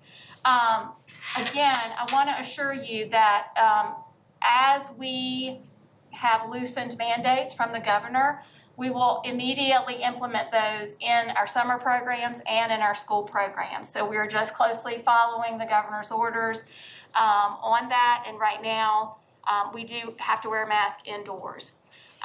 We will continue planning throughout the summer as we receive more guidance as far as cleaning protocols, as far as the use of hand sanitizer and all of the efforts we made last year with cleaning. Those will continue no matter what, because knock on wood, maybe we'll also get rid of the flu. As I said, we'll keep you updated as any changes come from the governor or from the CDC. Could you reread that last bullet point one more time, please? Sure. Bedford County will loosen any mandates immediately if given that freedom through the governor's orders. Thank you. Promise. That is our biggest feedback on our school plan. So, yes. Any questions? Mr. Chairman, I do. Ms. Harrison, yes ma'am. Dr. Woodford, you mentioned that Mrs. Peastrack, the principal at the Ed, she's going to be supervising? Correct. Okay, the Bedford Connect. So I'm curious in terms of, if you could elaborate in terms of her duties. Will she also be evaluating? Yes, ma'am. She will be doing, yes, ma'am. She'll be doing evaluation, supervision. She is our contact with Virtual Virginia. So she is working with families and the counselor that is from Bedford Connects last year that we moved over to get those students registered. So everything she does with her staff in the Alternative Education Center. And it kind of worked out nicely that we were kind of planning this shifting of the way our Alternative Education Center would look. And she was actually kind of saying, oh, I may need something to kind of help me out here. I feel like I'm losing kids and all.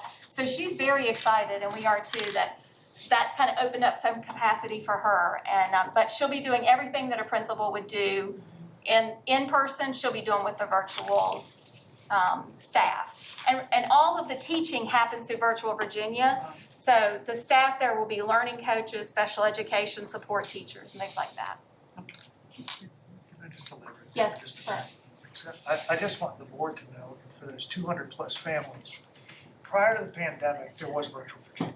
I mean, for some number of years now, you could be a high school student and do all of your coursework online through Virtual Virginia. What the pandemic has shown the community is there are many learners who have very good success as online as an online learner, which is an alternative way of receiving your school. What's been missing prior to the pandemic, at least in other places, I can't speak for Bedford, were ongoing supports for those kids that were local people that you could connect with. Because your teachers were virtual, but sometimes you need to talk to someone. You need a counselor, or you need an advocate, or you need a coach, because you're struggling in the online learning with a particular teacher who you may never meet, and you want to be able to go and talk to someone. And so we're committed to those 200 plus kids having a learning coach and a counselor that they can talk to and will be their advocate with Virtual Virginia. And they're still connected to their home school. So if they want to play football or cheerlead or be in the school musical, wherever their zone school is, they can continue with the extracurricular activities just as though they were attending physically to that school. And I wanted to go this extra step to say this because we have some families who may or may not be listening in who are choosing to homeschool their children because they want to control when and where their children are during the day and who they interact with. And that is a parental right, and I'm fully supportive of that. If those families were to enroll in Bedford Connects, they would still have that ability. Their children can receive all of their instruction virtually, all the materials are free of charge. There's still supports when they need to avail themselves to those. But unlike homeschool children, they have full access to all the extracurriculars. So they can play football, they can march in the band, they can be in the school musical. So I would encourage families who are choosing homeschooling for whatever their reasons are to consider virtual learning through Bedford Connects so that they can participate in the aspects of public schooling which the family chooses to participate in. And you, again, as board members, feel free to share that message as you can. Mr. Chairman, I do have. Just want to make that point. I'm so sorry, I do have one more question. No, you're fine. In terms of just our enrollment numbers at the elementary level, I'm just curious if we're going to have any combination classes, say 3, 4, 1, 2, just looking at our numbers now. Do you mean in person? Mhm. At this point, I don't believe there are any principals that are planning to do combination classes. We met with every principal, Dr. Calvert and I, and just talked about their staffing. And when there were situations that we thought would force them into a combination, we deployed our additional staff that we had set aside in our CARES Act to give them more support, because we felt like if there was ever a year, we needed to give a teacher with that particular grade level. So at this point, unless something's changed since Dr. Calvert and I met with them, I don't think there are any combination classes. Oh, fantastic, that's wonderful. Right, Ms. Kirby and then Mr. Hill.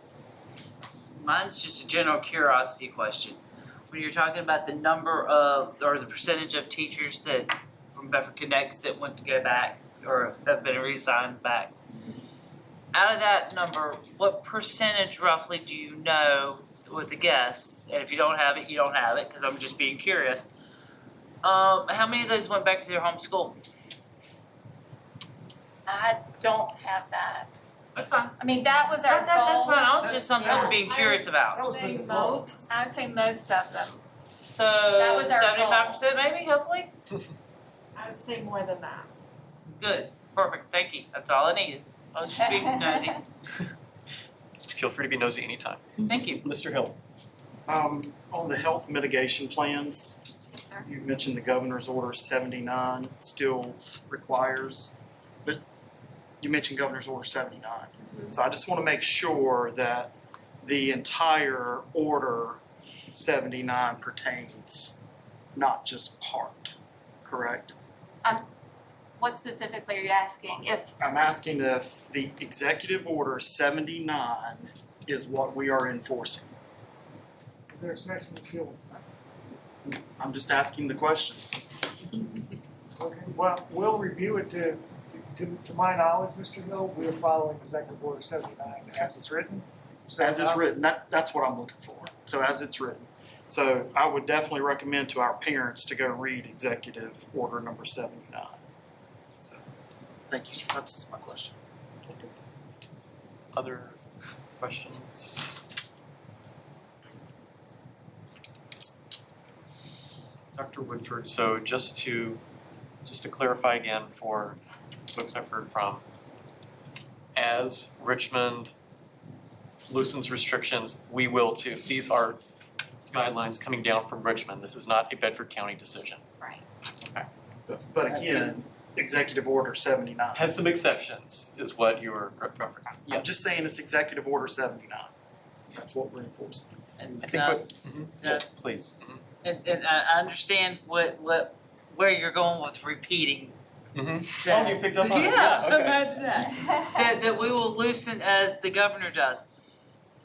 Keep in mind too, that once it hits the media, it's usually a couple of days before it actually takes effect in Richmond, and then it will take time, a couple of days for us to take effect of it here.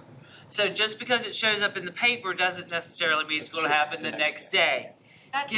We will take effect on it, it will happen, give us time to make it happen. And often we will hear the governor speak about things before he actually puts the order out. So it's when that order is actually officially released, is when we read through the specifics, because just like with the Executive Order 79, he spoke about it, and then when it was released, it had a caveat for K-12 schools. So we have to read the order once it's released. So, but just if it happens, if you see it on the news, read it in the paper, be patient, we will get to it. Yes, we don't want to wear masks any more than anybody else. I understand totally. Any final questions on the fall reopening plan? Good job, well, I know from my visits and my conversations with teachers and students, I think everyone is excited about a much more normal school year next year, so thanks to you and the team for all the work that y'all have invested in making that happen, and we're looking forward to a much more normal new school year beginning in August. All right, speaking of summer school information, Dr. Miller. All right, good evening, members of the board. Tonight I'm going to be providing you with an update on our plans for remedial and credit-bearing summer school programs. For the 2021 summer school, students will remain in the buildings that they attended school in during the 2020-2021 school year. Breakfast and lunch will be provided to all students attending summer school, and meals will also be available to those not attending summer school through the curbside pickup. Summer school normally runs for 3 weeks. However, this year summer school will run for 6 weeks with substantially longer hours. This year's summer school will run from June 7th through July 15th. Elementary buildings, along with Stanton River Middle School and Liberty Middle School, will operate from 8 o'clock to 1:30. High school buildings and Forest Middle School will operate from 9 to 2:30. In order to accommodate for some busing challenges, Huddleston Elementary will have slightly different hours than the other elementary buildings. The latest governor's order, which is Executive Order 79, still required pre-K through 12 school settings to wear masks. This includes teachers, staff, and students, even if vaccinated. Masks will not be required outdoors or indoors when exercising. In addition, the social distancing requirements for Governor's Order 72 are still mandated, at least 6 feet of physical distancing, with an option to lower that to 3 feet when practical. For summer school, students riding buses will be seated 2 per seat with masks. Traditional summer school services will be offered K-12 for students needing additional instruction to reduce learning loss or to review small portions of the curriculum before a high school credit SOL test is retaken for graduation requirements. There will be 603 students attending from elementary, 134 students attending from middle, and 325 students attending from high school. Below these totals, you will see the total cost for personnel and supplies, as well as the total number of teachers and paraprofessionals supporting our students at each level. Credit-bearing summer school runs for 8 weeks, and it is for students that need to retake an entire course for high school credit, or for students wishing to take additional courses in the summer to open up their schedules for other opportunities during the school year. There are a total of 176 students attending the credit-bearing summer school session. There will be 2 academic coaches and 4 content specialists supporting these students.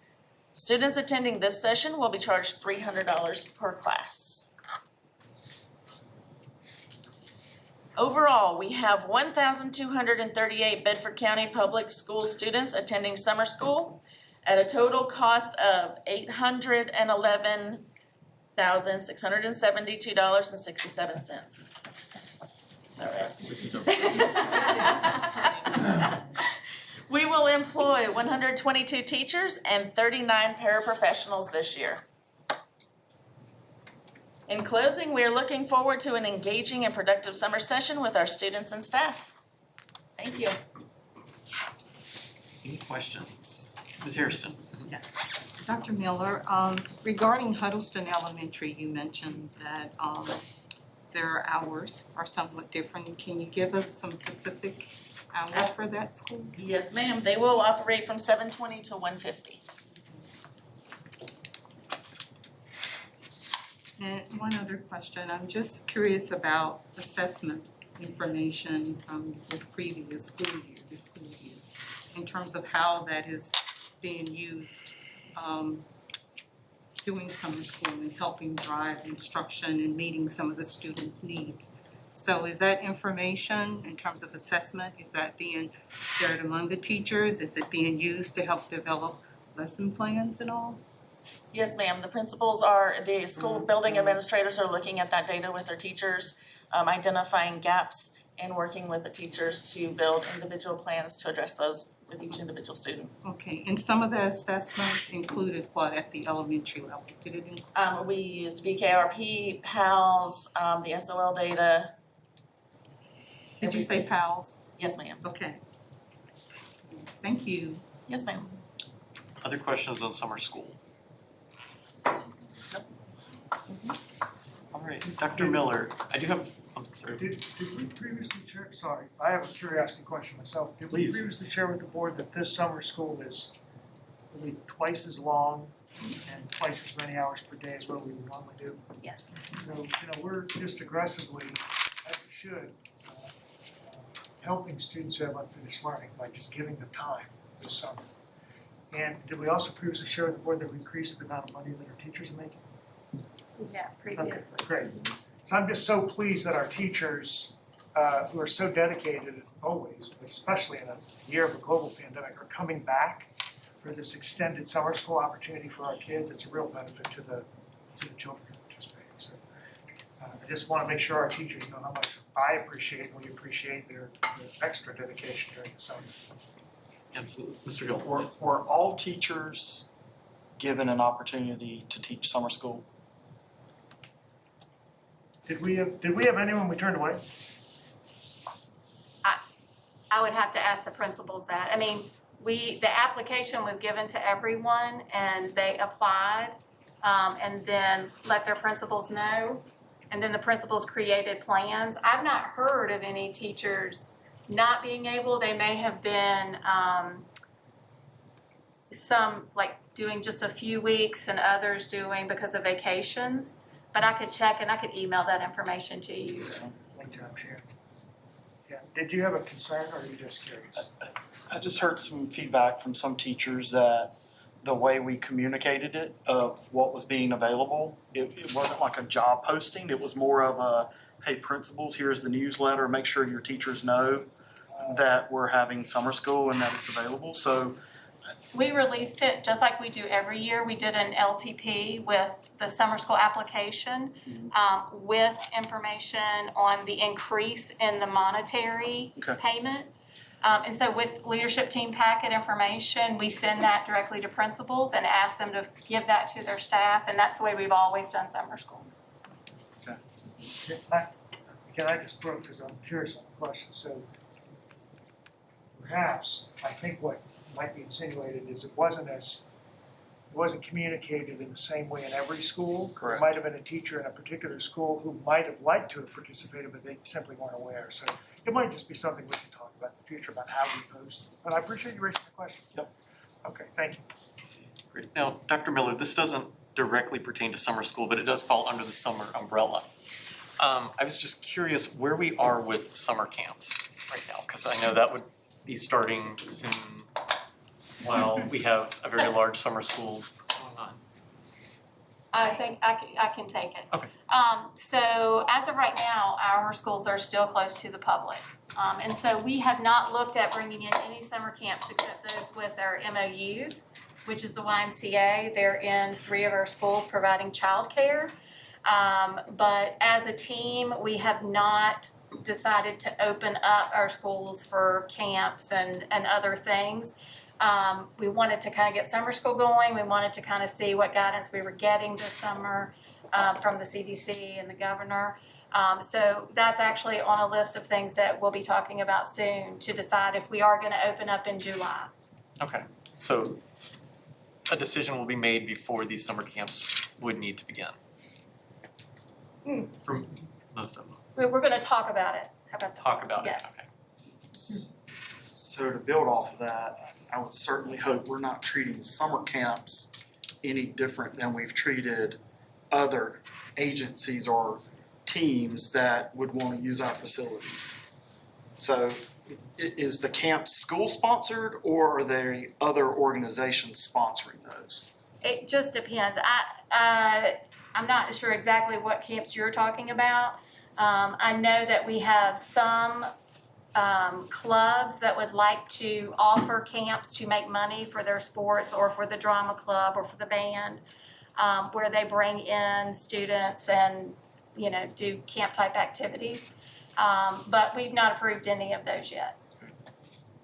Because full disclosure, I've heard from drama and from basketball both within the schools, just wanting to know when and if they would be able to operate those this summer.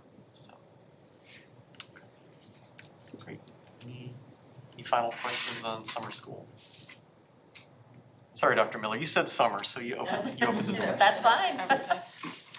Good. No, I know this year especially summer school is so important to continue education and to fill in some of those learning gaps that we had because of COVID. So many thanks to everyone that is working very hard. It was 122 teachers and 39 paras working so hard this summer for the kids. So thank you all.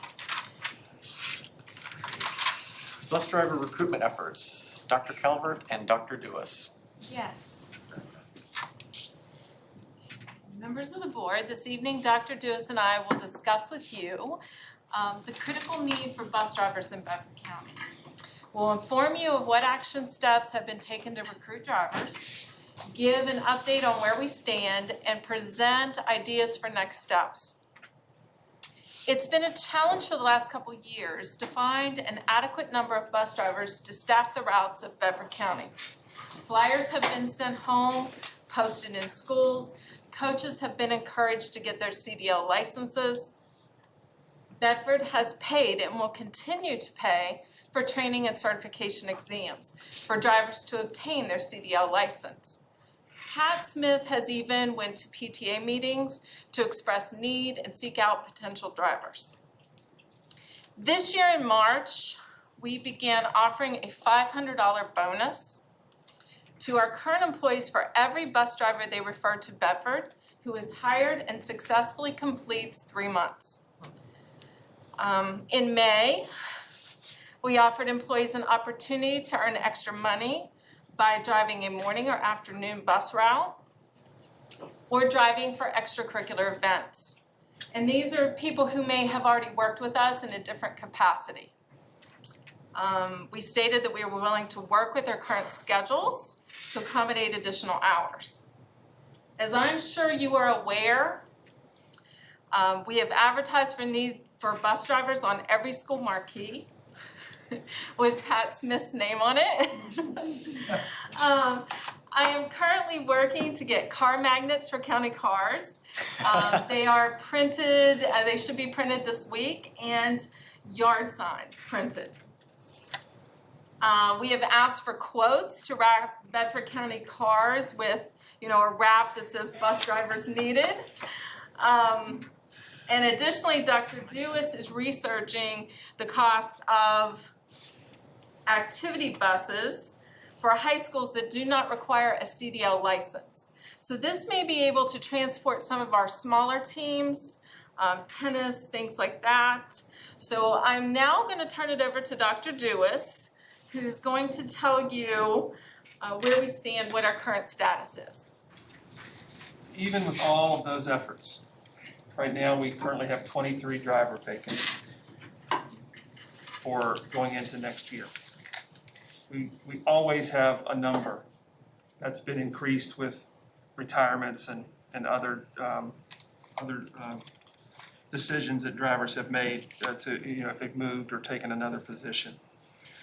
And so what we're going to propose and talk to you tonight about is an idea that we've been developing that we'd love to have your blessing on to put into place next year that would involve a little, some adjustment to the way the day starts and ends at our elementary schools in order to allow our current drivers, some of whom only drive one route because their route is a longer one and may not be able to be completed by the time it takes to get back around to the middle or high school for the second route of the day. And that would involve this. We think we can make a big dent in the need by making this alteration in bus drop-off and pickup schedules at our elementary schools. We currently have a number of drivers who only drive one longer route, and by shifting drop-off in the morning 5 minutes earlier and pickup in the afternoon 15 minutes earlier, we can allow those drivers to have enough time to make a longer secondary run as well.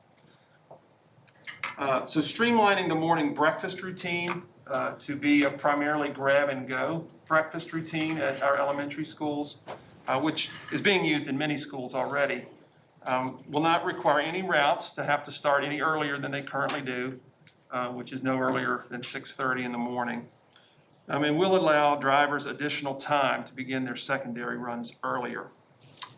As you can see the details on the slide, this would reduce the number of drivers. If you don't mind, can we go back to one more? I just want to share a couple specifics off this slide. Okay. It would reduce the needed drivers from 23 down to 12. Still a substantial number, but much easier to fill than to almost double that number. We'd be unloading at 7:25 rather than what we do now, 7:30. And then those drivers will be able to, as soon as they drop off, leave and go to their secondary routes. This would shift our elementary instructional hours from 7:40 in the morning to 2:15 in the afternoon, rather than the current 7:55 to 2:30. So while the drop-off time isn't considerably earlier, only 5 minutes, what's shortened there is the window of time to drop kids off in the morning and to implement breakfast, but the grab-and-go breakfast allows for breakfast not to have to be done, in a rushed manner. So the arrival window is shortened to 15 minutes. So the impact that will have, if you're just looking at practical terms, is for many parents, it will allow a little, who need to go to work, will allow a little bit earlier time to drop the kids off, and that will help some families. For those who are last-minute kind of folks rushing in, the last minute will just be earlier in the morning than it is now. And so that's an adjustment. And of course, there'll be adjustments in the school that teachers will make in implementing the grab-and-go model, allowing kids to eat as they begin their morning routines in the classroom if they need that time. So am I understanding this correctly? That there's only gonna be a 10-minute window for car riders too? I mean, I'm sorry, 15 minute. Yes, ma'am. We'd be proposing to shorten that window in the morning. From a parent's point of view, that's You're not gonna do that. That's not favorable at all. It's gonna be very tough. Yeah, especially if you have multiple kids and multiple reasons and another car in front of you holding up the drop-off line. It's not, I don't think that's feasible. But, I'm sorry, I didn't mean to interrupt, but. Yes, sir, Mr. Leamy. Just a couple of things. Y'all mentioned that we requested coaches get their CDLs. Have we incentivized coaches to get their CDLs, or we just asked them to? First question. Well, we're doing one at a time. We haven't given them money. No, we haven't given them money, Mr. Lehman. But We they pay for their would be, license. if they would get their CDL, they would be able to be paid as a bus driver. So they would be paid on the way to the game and on the way back from the game as a bus driver and paid in between as a coach. And we pay for them to obtain the license. And we pay, yes, so we wanted them to do that so that we can pay them in a different way. But we haven't given them a bonus for doing it. I hope that answers your question. Are they aware that they would be paid as bus drivers? Yes, we sent out an LTP, that was the LTP that went out in, the one that went out in May, and it gave them on there how much they would be made per hour and how much they would make on a field trip if they drove a bus. So we were trying to incentivize, like, let's say that you work in a different capacity. You're a high school teacher, maybe you could drive an elementary run, you're a cafeteria worker, you possibly could, there's people that do multiple jobs, plus there's people that could also drive, anybody could really drive a bus for a field trip. So we sent out an LTP advertising all that. We didn't really get much feedback on it. Okay, second observation, actually, I've got to agree with Mrs. Kirby on, if you change the pickup times, you need to get some parental feedback before we implement that. 5 minutes may not seem like a whole lot of time to one person, it might be an eternity for another, so before we start, leaning forward to Foxborough on that one, we really need to get some feedback from the parents, regarding changes in pickup times. And then, this is, something that's kind of out of our control, but, this is kind of fuel for the, joint maintenance facility, fire. I think that would be, if we could get that, we could get bigger buses, and, this probably wouldn't be as large as what it is right now. And that's a good point, Mr. Leamy. The county's budget this year did include some seed money for beginning planning on that facility. And so we are chomping at the bit for July 1 to begin to work with the county staff on that project. Okay, yeah, that's all I had. Great. Ms. Hairston and then Dr. Mealy. And let me just ask, did you have more of the presentation or are we kind of jumping ahead with questions? We do have a little bit more. Can we wait till they finish? Okay. I'm sorry I interjected, I just wanted to get before this slide passed by. You derailed the whole train. I know I did, I'm sorry, I'm used to it. No problem. Just before the last point on that slide is, this is an elementary only change. While it doesn't, middle school and high school times would remain the same. So just at the end, there certainly are challenges because of changes that are made. Every change and tweak you make has an impact, no question. We would have to manage traffic lines. We would have to have new routines for that morning situation. And we know some schools already have challenges because of their proximity to a road or length of the driveway or, all of those things. We have to do that. But this will reduce the number of drivers that we need to hire. It will move a number of drivers up from 60% of a salary and benefit package to 80 or 100%. So in addition to helping our need by reducing the number of people we need to hire, we think this is a retention incentive as well. More drivers have an opportunity to make more money, get more money toward their health insurance. And when they're 100%, they're also eligible for VRS benefits. It's also a budget neutral, at worst, a budget neutral cost proposition. Although this is not meant to be a cost saver or have anything to do with costs, it's meant as a recruitment and retention effort. So, if the board generally is in favor of this driver recruitment and retention plan, our next steps would be a big communication campaign with our principals, of course, our staff, and families who are the other half of this, making this whole thing work. We certainly would do that. So some random thoughts for you. I don't have any more random thoughts. But board members have questions. Before we get to questions, yes. Martin just texted me and he's gotten dropped and he's waiting to be reconnected. Thank you. Thanks. All right, Ms. Hairston and then Dr. Mealy. All right, thank you. I want to thank the team for putting this presentation together. I tried not to put my principal's hat on, but it was hard not to, okay? First question I have is regarding the $500 recruitment incentive. I'm curious as to how effective that was. Can anyone tell me what did we yield from I remember that? correctly, Mr. Hegler is gonna have to help me. I think Pat has had 3 people hired from that. I think they're, part of the requirement is to get trained and actually complete several months. So I think there are 2 or 3 Okay. that are eligible. Okay. We'll see if they can complete the whole thing, but, so that probably generated 3. All right, that was 3 more than 1. 3 more. So we're chipping, Marquis we're got chipping one. away, that's right. Marquis. Chipping away at it. So as I sat and listened, I think for me, I put that principal's hat on. I tried not to, but I did. And I reflected back on my time at my former school and how difficult traffic can be.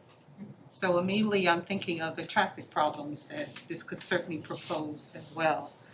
I'm also thinking of just students coming in the morning and getting them prepared and ready mentally, you all, particularly at the elementary level, how very crucial that is. And while I know the grab and go breakfast has been successful at some schools, and I'm curious as to how many of those schools are currently using the grab and go breakfast. Can someone tell me? Does anyone know? No. I don't have those numbers here. I do know that we have any number of schools who have had carts in the hallways. They're serving breakfast in multiple locations. It's probably a majority of our elementary schools at this time. So the majority are? I would say that, but I certainly can follow up with an exact number. Okay, I would like to know those numbers. I think, as I said, getting the day started for those elementary students is just so important on a positive note. So I'm thinking if we were to implement this at all elementary schools, I would have some grave concerns about actually those children having that opportunity in the teacher and getting ready for them, being prepared for them, and them coming in, sitting and grabbing a lunch, breakfast. That can take a lot from a teacher to have to supervise and manage. And also getting those children ready for the start of that day.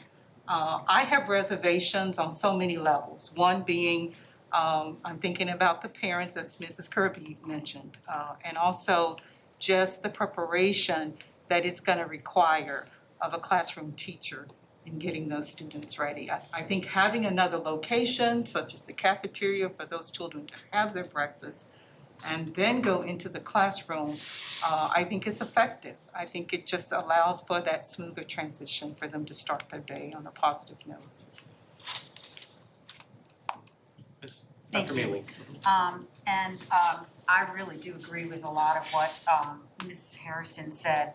I agree with her. I tried not to think of this as from the standpoint of a principal, but I had a hard time with it as well because, at Stewartsville, it was nothing to have 80 cars in the morning, to drop off kids. And you're not going to get kids dropped off in a building to their classroom, to a grab-and-go breakfast, and then be ready to start a day in 15 minutes.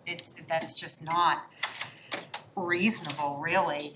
And I'm just interested, have you actually asked principals, could they do this in 15 minutes? I would really be surprised if they could. Again, especially, with little kindergartners, they can seriously take, depending on where you're dropped off. Now at Stewartsville, you were pretty much 3/4 of the way through that very large building from where you were dropped off. So it took those little kindergartners seriously, 3 to 5 minutes just to do that. And I'm talking about just getting inside the door of their classroom, let alone unpacking their book bag and then having to go for a grab-and-go breakfast, or even if it's right there in the room, eating that breakfast in 10 minutes. And I know you can continue to eat. Some kids children who came late certainly had that opportunity to do that, but that morning time in elementary school is very important. It gives them a chance to make that transition from whatever's going on at home into school. And you know, many of our students have issues that cause them to come to school already anxious. So to hurry up doesn't help the situation at all. Taking away the time teachers have to talk to students who are coming from those situations and calm them and welcome them and get them all ready. Students who have ADHD or OCD and you're saying, you've got to get ready, let's go, you got to get that up, that's going to be very disruptive to them, I think. I just can't see us getting all that completed in 15 minutes so that you're ready to start your instructional day at 7:40. And if we don't start our instructional day at 7:40, where are we taking that time out of to make up for the instructional time that we're going to lose because we only have 15 minutes to get kids in? And if you're talking about a larger school like TJ, you know, I'm not sure you can get them all in and do their classes in 15 minutes. Some of our schools, even pre-pandemic, let's think about pre-pandemic first, but then during the pandemic, our experience, some of our schools were already making some very innovative strategies to encourage more kids to eat breakfast. For example, at TJ, a bus drop-off used to be at the main doors. It's now at the cafeteria doors, so that students walk right by the cafeteria as they're going to class and can grab the breakfast and go. And that's what they've been doing. Other schools have served in the cafeteria, but also in a cart in the hallway. And with this upcoming year, with meals being free again for all students, there is no wasted time standing in line, paying for meals, or running through codes. During the pandemic, I would argue that our schools have done even more to provide meals in innovative and very efficient ways. And I think our staff will be glad that we may not have to do all of those kinds of things again in the upcoming year. We certainly plan, as I stated, to we wouldn't implement anything like this without very extensive planning about how to make it work. Our principals have made a lot of things work, especially in the past year. And if we don't do this, and certainly whether it's in this form or a modified form, we'll need to fill 23 driver vacancies. And we may have routes that need to be combined and bus routes that last longer than an hour, that start earlier than 6:30. And we can do those things too. If we want to get kids to school, which of course we do. So to me, yes, there are all of these logistical issues that traffic, drop-off, safety, meal preparation, getting ready for the instructional day. Yes, absolutely. All of those things are part of that need that we need to plan for how to make that work. If we don't, we'll have to meet the 23 driver challenge a different way. And that may be even worse for its impact on schools and families. I'd like to see us talk to the elementary principals and get their input and see how many people think they can get their students in the building fed and ready for the day in 15 minutes. And if they think they can do that, I'm not going to sit here certainly and say, no, you can't. But I think it's really important we get their input because they're the ones that are going to have to implement this plan, and that might be very challenging in 15 minutes. And if I can just interject with piggyback off what you say, regardless of whether or not, I don't want this to come out the wrong way, by any means, because I don't think it's enough time. It's not enough time for the kids, period. To have 15 to be rushed in, dropped off, grab breakfast, get to class. I mean, it's just not enough time. A lot of kids use that as a little bit of social time, which they need. This pandemic has shown that. And they just need time to meet with their teacher one-on-one to be greeted. The kids just need more time than 15 minutes. Mr. Hill, I believe you. Sorry, no, you're good. Did you finish? I'm done now. I'll get off the soapbox and I'll get back Hey, on. I appreciate you guys thinking outside the box. I think we need to continue to do that. I used to love being in the car rider line at Boonesboro Elementary. I was one of the honkers, you know, like, hurry up, get out, let's roll.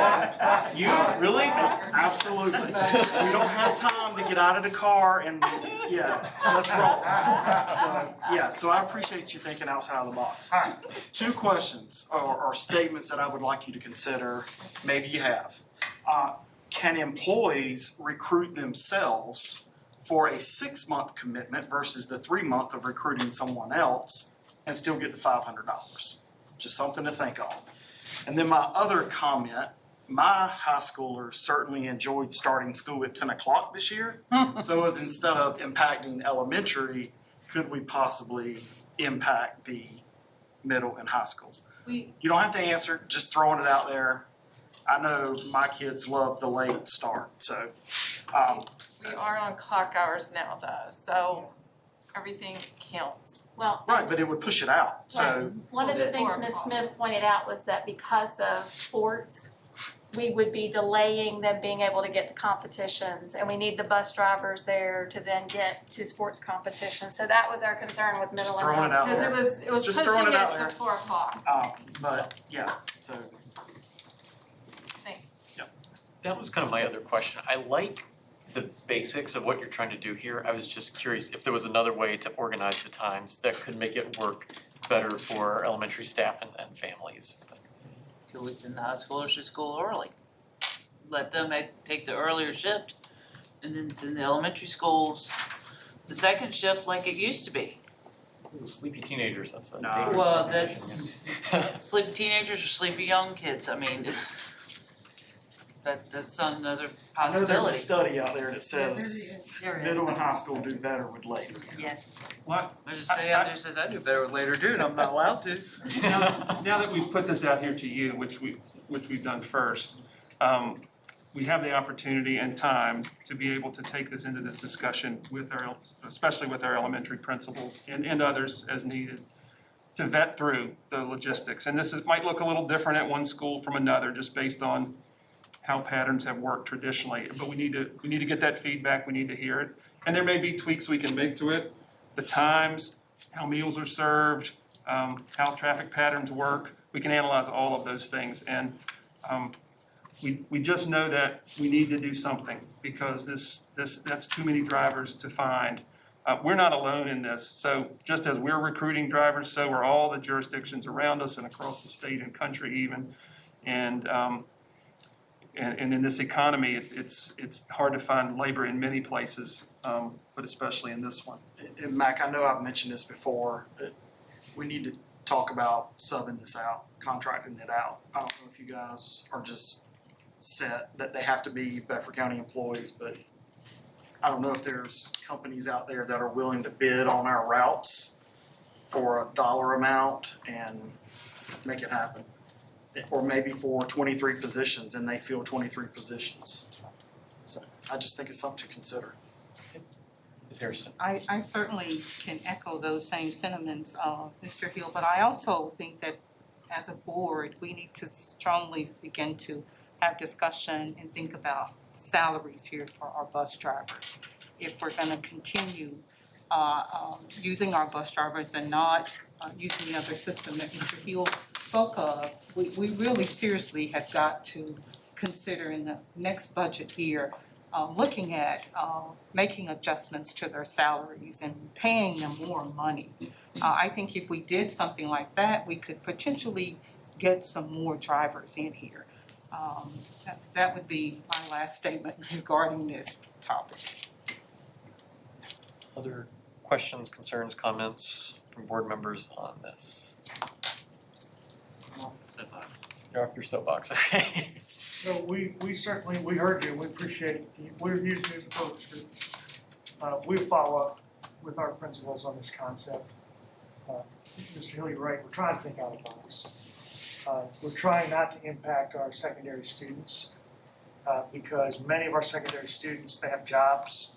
Many of them are in AP classes and they need those afternoon and evening hours for studying, and then many of them are athletes or involved in other extracurriculars, and so we're trying not to impact that. We also don't want any children getting on a school bus any earlier than they do now. So we sort of put some bookends on us of what we were trying to work within. If we can get the buses out on the road sooner in the day, then we can have more drivers. I think Pat has talked to individual drivers too, to try and see how many of our drivers are willing and want to drive more hours by driving for 2 routes. We're the 3rd largest county geographically in Virginia. So some of our routes are very, very, very long. And so we'd like to get some of our drivers more hours, as we stated. It'll help to your point of, do they make enough money? We want them to be able to make more money by being able to work more hours and get more benefit. So this is a retention issue, as we stated earlier, as much as a recruitment issue.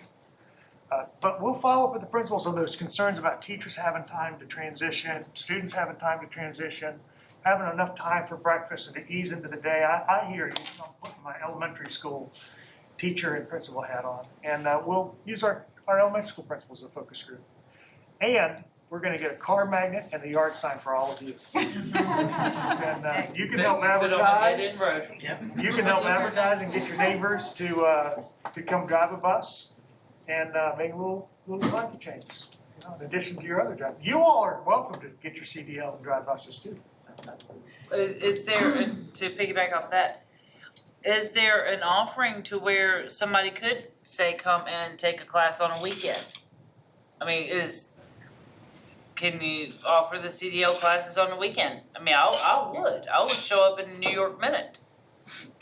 You drive a bus. I would. Yeah, we can talk about how, what any kind of formal instruction there is. Some of that is self-study. A lot of the training is actually behind the wheel or in a bus with the driver, right? And so, we can talk about how to package that, format it. I think we're willing to be very flexible and to meet this need, so. Yeah, I mean, I would be more than happy if you need an activity bus. If I could schedule it in, if I could get my CDL and passenger bus endorsement, I'd do it. I want to refer Susan. go. Who do I see for No, I volunteered myself. They never answered that.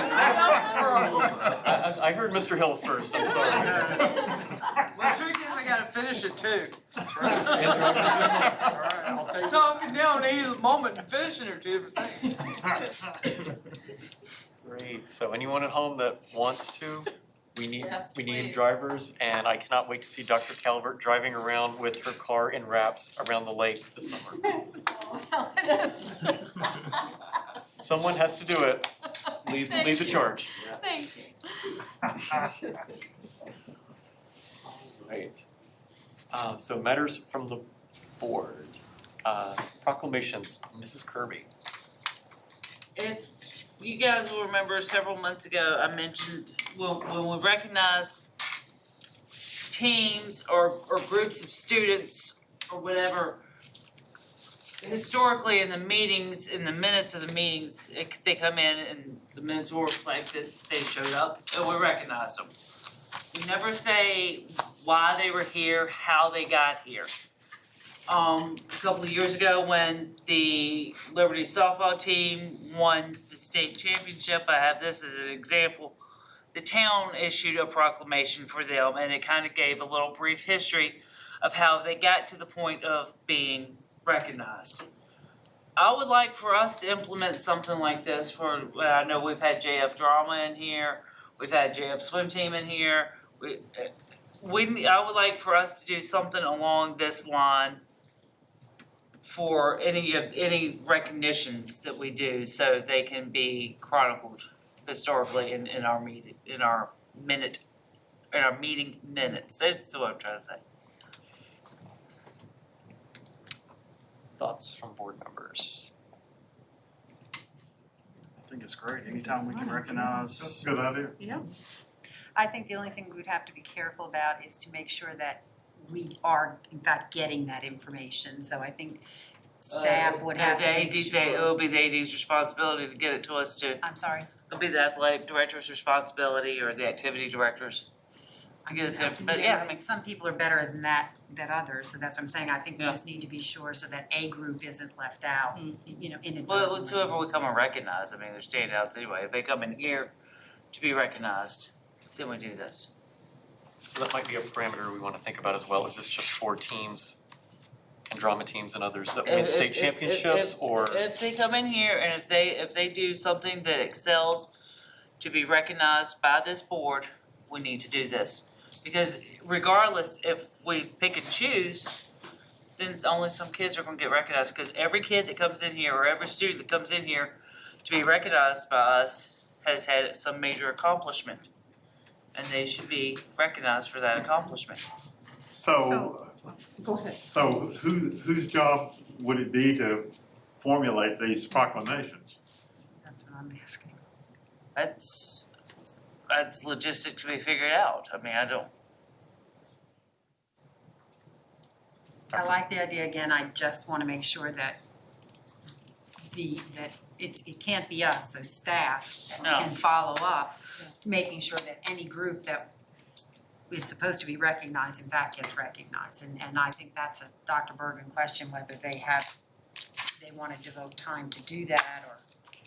Yeah, I'm self-reflecting here, my first meeting with you, and I'm noticing the template that we use for board meeting agenda planning, unless I'm overlooking it, does not have a standing item for student and staff recognition. And we don't usually, historically, we don't on a normal basis. It's just when we have a standout event. Yeah. Like in this instance with this attachment, Liberty High School softball team won the 2019 state championship. Right. We've had Jefferson Forest Swim Club in here for recognition for state championships. Yes. It's just when they're in the spotlight to be recognized, and if they're being recognized all over the community, I think it's the least we can do is recognize them I'm too. completely affirming the idea, thank you for raising it, as well as the concern of we don't wanna overlook anyone. And I think if we just, and we will, publish the criteria for our schools, we want to recognize every student individually and group that meet a criteria for having won some local, state, national competition. We wanna recognize it, and we plan for those, we only meet, once a month. I would think on most months, we're gonna have somebody being recognized for something. Fall sport, a spring sport, a winter sport, or other extracurricular activities, we can just plan for it. So I'll reflect on that with staff. I'm sure I've been watching board meetings since January. We've recognized plenty of students for their accomplishments.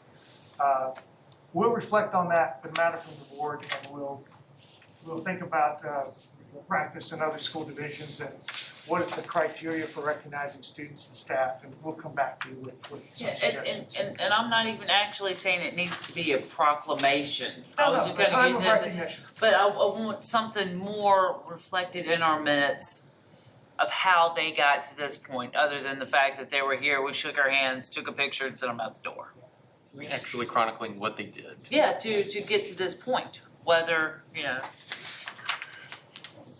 So is it just state recognition accomplishments that? If they do an Is it accomplishment that local? will get them in those doors right there to come in here, if they're outstanding enough for the board to recognize them, to have their picture in the paper, then our minutes should reflect why they're here. Yeah, I agree with you. I think recognizing the students' accomplishments and their hard work is something as a board we should do.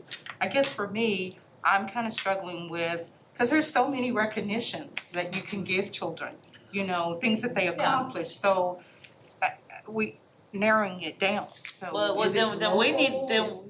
then as a whole, we need to decide what we're gonna recognize as it's coming in the door. Exactly. And I think So that's is what that Dr. something you're Bergen gonna do, said. Dr. Bergen, and Yes, your ma'am. team? This is a common, in my experience, this is common, man. I'll just reach back and look to see what is some criteria that's used. We don't have to reinvent this wheel. We'll come back with a proposal for you. It's a great idea. We'd love to recognize more of our Bedford County students and staff for their accomplishments. There should be a criteria, and that's really what I'm hearing. The concern is the consistency, so we don't overlook any schools. I'm sure if we develop very clear criteria of how we would like to recognize people, they will line up at the door. come in, and they should, and we want to recognize them. I know you do, so. So what I'm hearing is board consensus that whoever these students are, there would be a proclamation of some sort to recognize them, and staff is just going to work on Yep. the parameters. Yes. Feel good? That's good to me. Great. All right, 10.02 from our revised agenda, Mr. Hill and Lacrosse. Yes, members of the board, I thought we had settled this last March, but I'm learning this week that there are some concerns or questions around it. I do remember bringing it to the board last year, around funding for lacrosse, for it to become a varsity sport versus a club sport. I thought we as a board had agreed for funding around all three high schools, even though JF is the only school that currently has a team. But we had agreed that we would fund it, and the other two schools, that funding would be available to them should they change their mind. That was to help buy their equipment and uniforms. In addition, JF made a commitment, or I shouldn't say JF, the lacrosse team made a commitment to donate all current equipment and uniforms, and also put a large amount of money in a school account, and from what I'm understanding, it's about $25,000 to help fund future cost of the program. So there was no startup cost for Bedford County Public Schools for us to begin lacrosse as a varsity sport. What I'm learning this week is that that was never done. For that funding to be put in place for this past August. So lacrosse, all of those players still had to pay a large sum of money to play. The money is in the school account, it's sitting there, it's there, so it hasn't been spent. But they're still considered a team sport, or a club sport, excuse me, instead of a varsity sport. And so what I'm asking is, again, I thought it had been taken care of last year. I asked about it because you guys know I would have brought it up again this year during budget season if I had not thought that it was taken care of. But we are now past budget season for this coming up year, but I truly believe that we had agreed on that as a board. And so what I'm asking for is some type of agreement that we ask the staff to go find those funds to help get us started as a varsity sport at JF, with the agreement that we made for the other two high schools to set that money aside.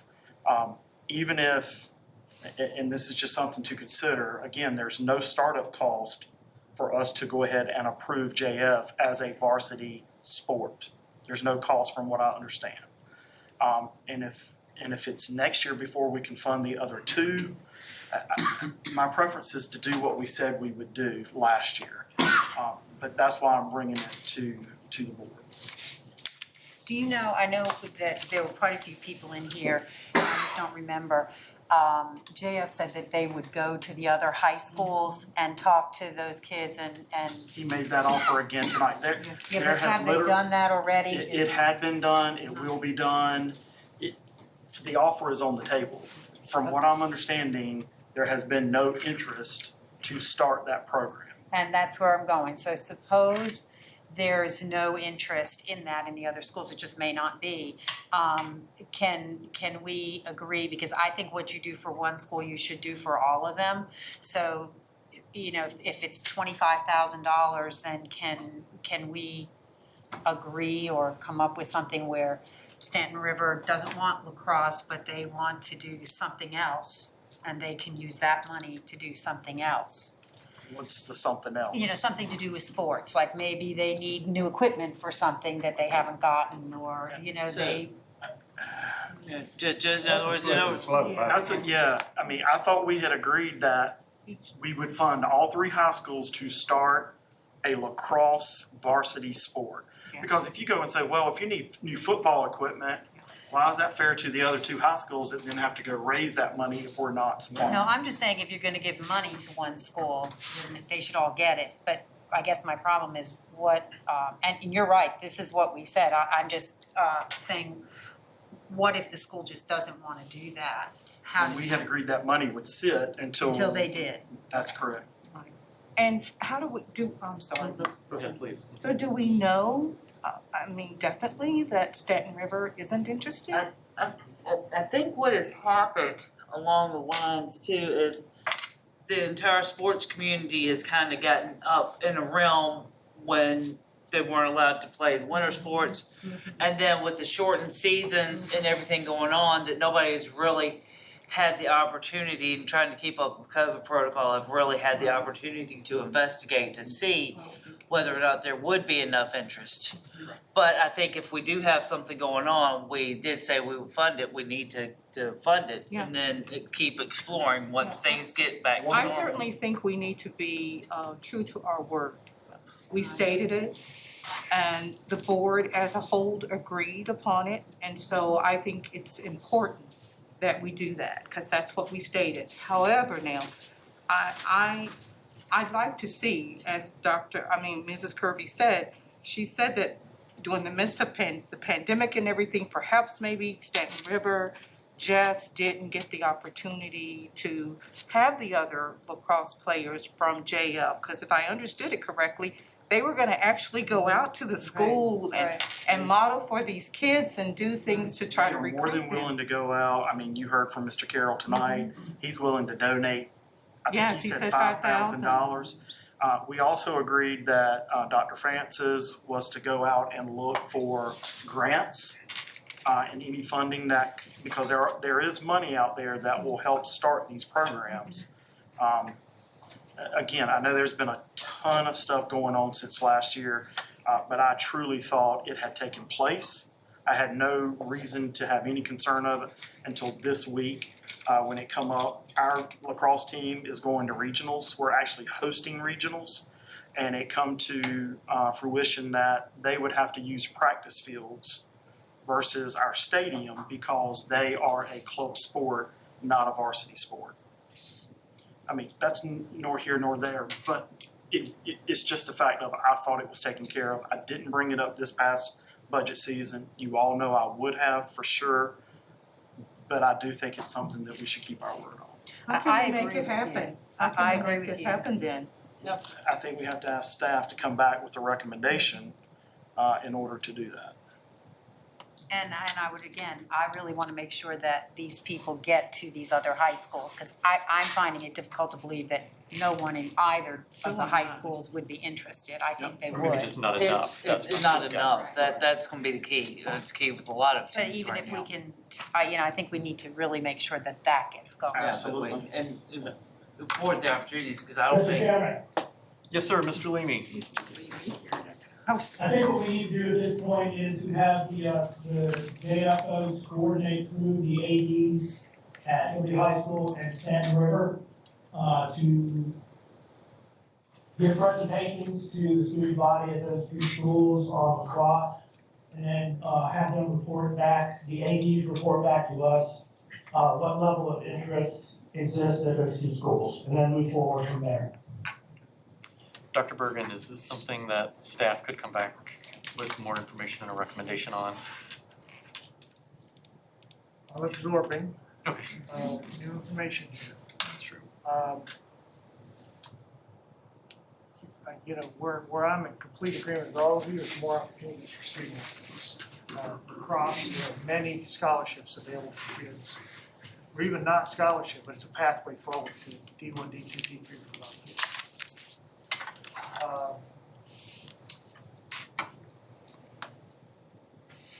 What I'm hearing from you as a corporate board is you made a decision, you took action, that you asked the administration to build into the budget to create lacrosse as a varsity sport offering in all three high schools. Well, let me say this. That is truly the conversation that I thought we all have. I've talked to several board members. They had the same interpretation. Okay. However, when Ms. Johnson pulled March 5th and March 13th, it was the discussion but she did not show action. Was it something that we did by consensus though? That I don't know. She would have put consensus. I mean, I remember the conversation. And we all were in agreement, I remember plain as day. So let me just play it out. Tonight, you're stating collectively that you would like to find interest at the 3 high schools and fund lacrosse as varsity sport. I think I'm paraphrasing what you're all talking about. I would like for staff to do analysis of our ability to, should interest exist at all 3 schools, what would it take? Because field space is at a premium now. You add another varsity sport, particularly at all 3 schools, you have to have dedicated space for that sport. Tony's not going to answer this, or a high school principal, but you try to run soccer and lacrosse both in the spring. They have to have separate practice fields. You have to have a field for competition. There's travel involved, and I don't know how many other localities have lacrosse and what the distances would be to go in order to have competition. There's equipment, there's uniforms, there's stipends for coaches. There's a lot of cost to this. And so I would want to do a full analysis of what would it cost to build up a program in all 3 schools and bring that back to you for your consideration. We'll certainly follow the will of the board. You want us to implement lacrosse, we can. And I also want to know the timeline, because we're in an adopted budget now for this current school year. And are we talking about 6 months from now in the spring, starting up from the ground, the lacrosse program at 2 schools that have no history of lacrosse, no facility for lacrosse, no equipment for lacrosse? I mean, it would be, it would have a budget implication, and we would have to go back into the adopted budget and figure out where would we be shifting funds from. So I'm just looking for clarity from you as to what it is you want from the administration. So I think I would like to make a recommendation, because the JF program is not new. It's 13 years old. It's fully funded. We have participation, and it's not just JF, it's feeding in from FYAA. I mean, the program is there. So it's not like we're not going to have students for it.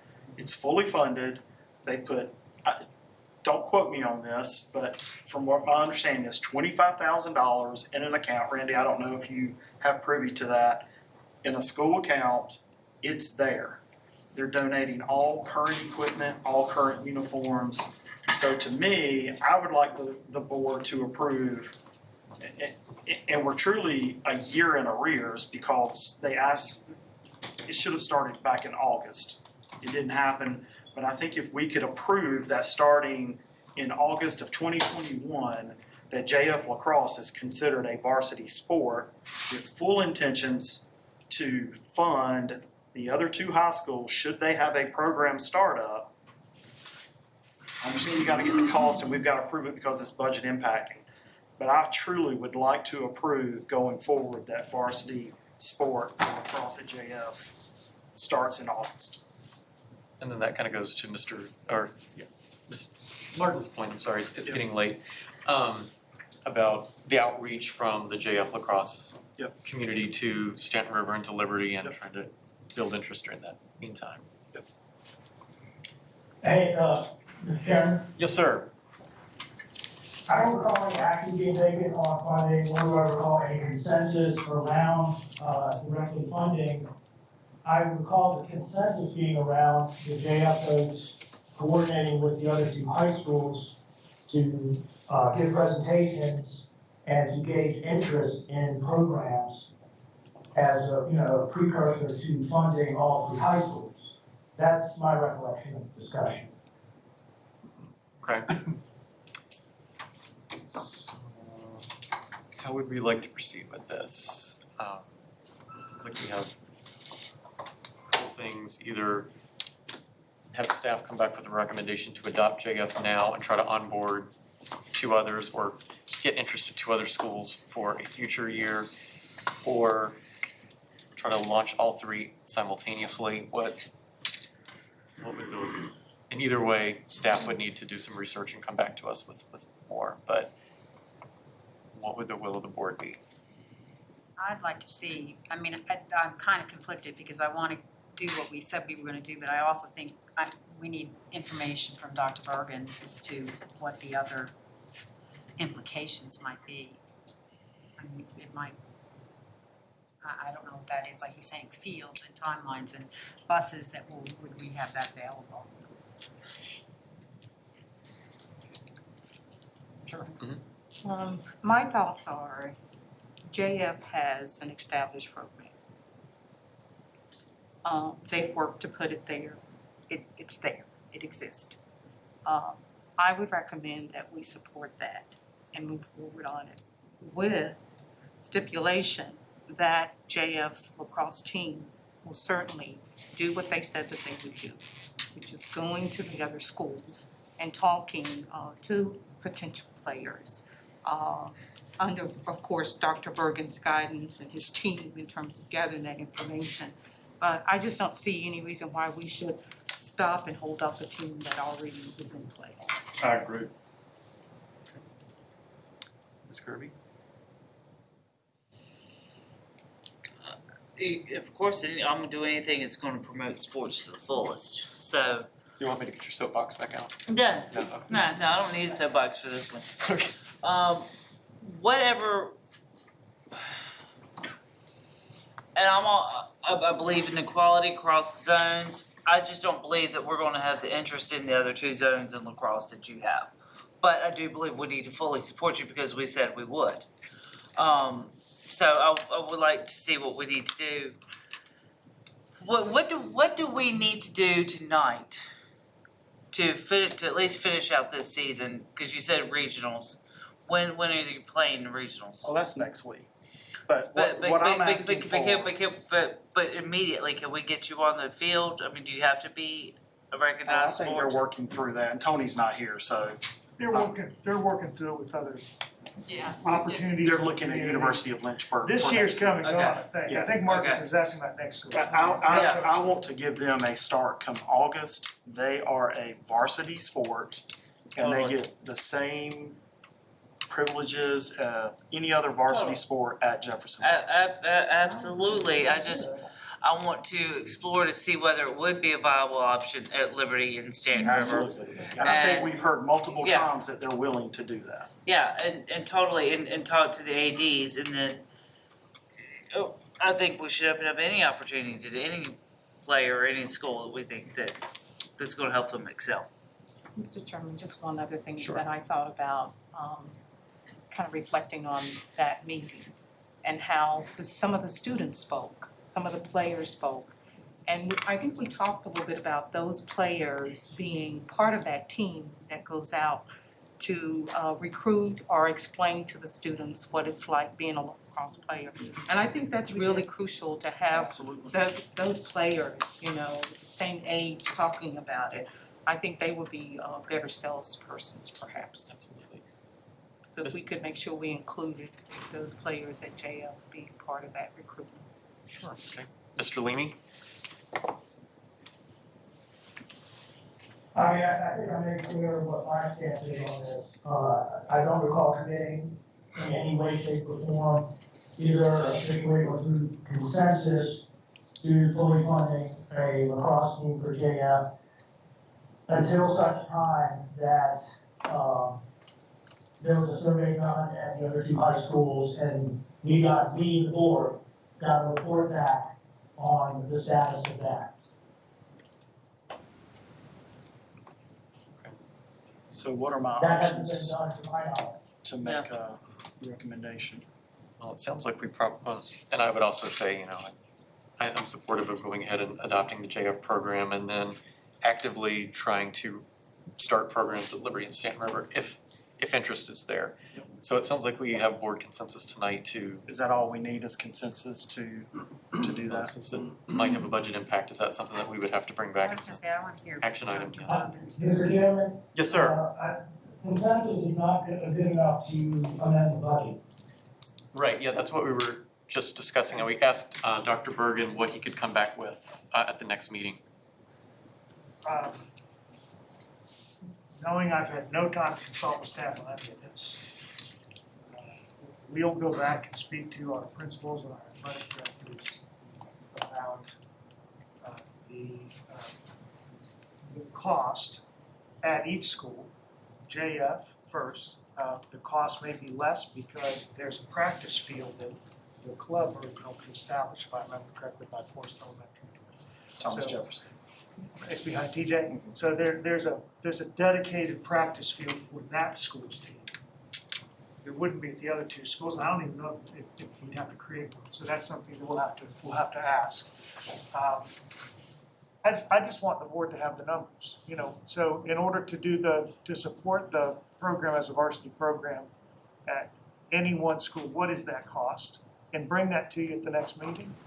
And then we'll certainly follow your direction. And I think we're hearing the direction you want to go is, you know, if we can figure out how to do it budgetarily, you would like to proceed in supporting at least the one school that already has an established program and work towards establishing a program at the other two schools, is what I'm hearing in this discussion.